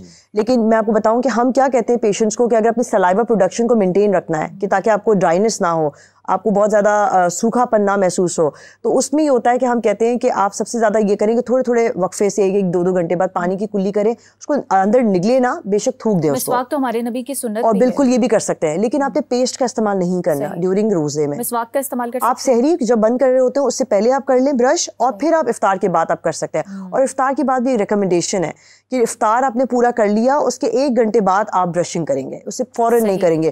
لوگ کیا کرتے ہیں کہ جب افطار کھولتے ہیں, سب سے بڑی مسٹیک ہماری یہی ہوتی ہے کہ ہم میٹھا یا کوئی سٹرس ایسڈ والے فوڈس کھاتے ہیں, جیسے کہ ہم نے کوئی کینو وغیرہ لے لیا, یا ہم نے کوئی لیمن لے لیا, یا ونیگر والی کوئی چیز سوپ کے اندر ڈال دی, یا ہم نے کوئی میٹھا شربت پی لیا. سب سے عام ہے, آپ سب کو پتا ہے. شروع میں سب سے پہلے روزہ کھولنے کی سنت بھی ہے, اور سب سے زیادہ اس کی بینیفٹس بھی ہے. کھجور سے آپ نے روزہ کھولنا ہے, آپ کی انرجی کو بوسٹ کرتا ہے, اس کے اندر کیلشیم بھرپور ہے.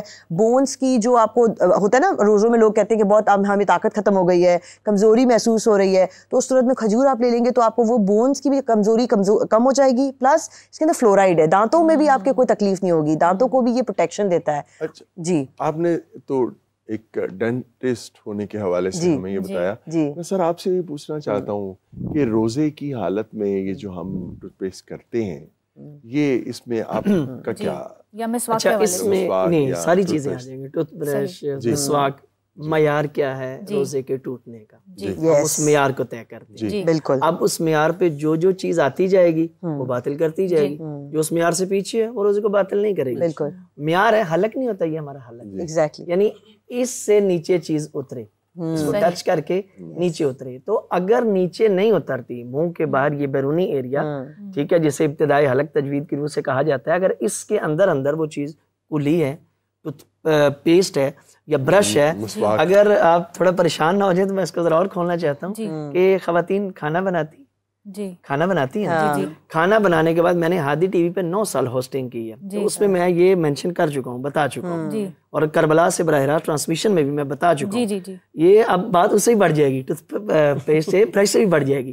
یعنی کہ جو خواتین کھانا بناتی ہیں رات کو, شام کو افطاری کے لیے, کیا وہ چکھ سکتی ہیں؟ بالکل. معیار ہے حلق کے نیچے اترنا.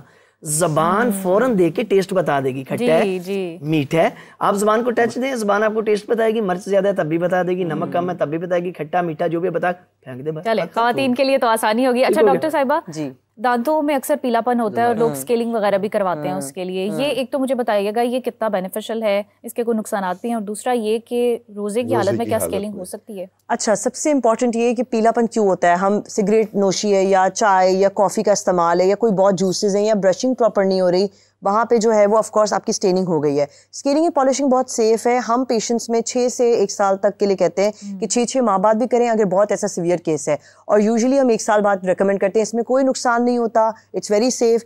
اگر اس کے بعد پیلا پن اور مزید آپ کا ابھی بھی دکھ رہا ہے, کوئی آپ کا پانی کا استعمال ایسا ہے جس کی وجہ سے بھی آپ کا پیلا پن ہے, کوئی اور وجہ بھی ہو سکتی ہیں, انٹرنل اسٹیننگز بھی ہوتی ہیں پیشنٹس کی, ان صورت میں ہم ان کو آپشنز دیتے ہیں کہ آپ وائٹننگ کی طرف بھی جا سکتے ہیں, which is also a very safe procedure. جی جزاک اللہ ڈاکٹر صاحبہ, اور تمام جتنے بھی ہمارے مہمان حضرات تھے آپ سب کا بہت شکریہ. انشاءاللہ تعالیٰ کل پھر آپ کی خدمت میں حاضر ہوں گے. اپنی میزبان کو دیجیے اجازت. اللہ حافظ. اللہ حافظ.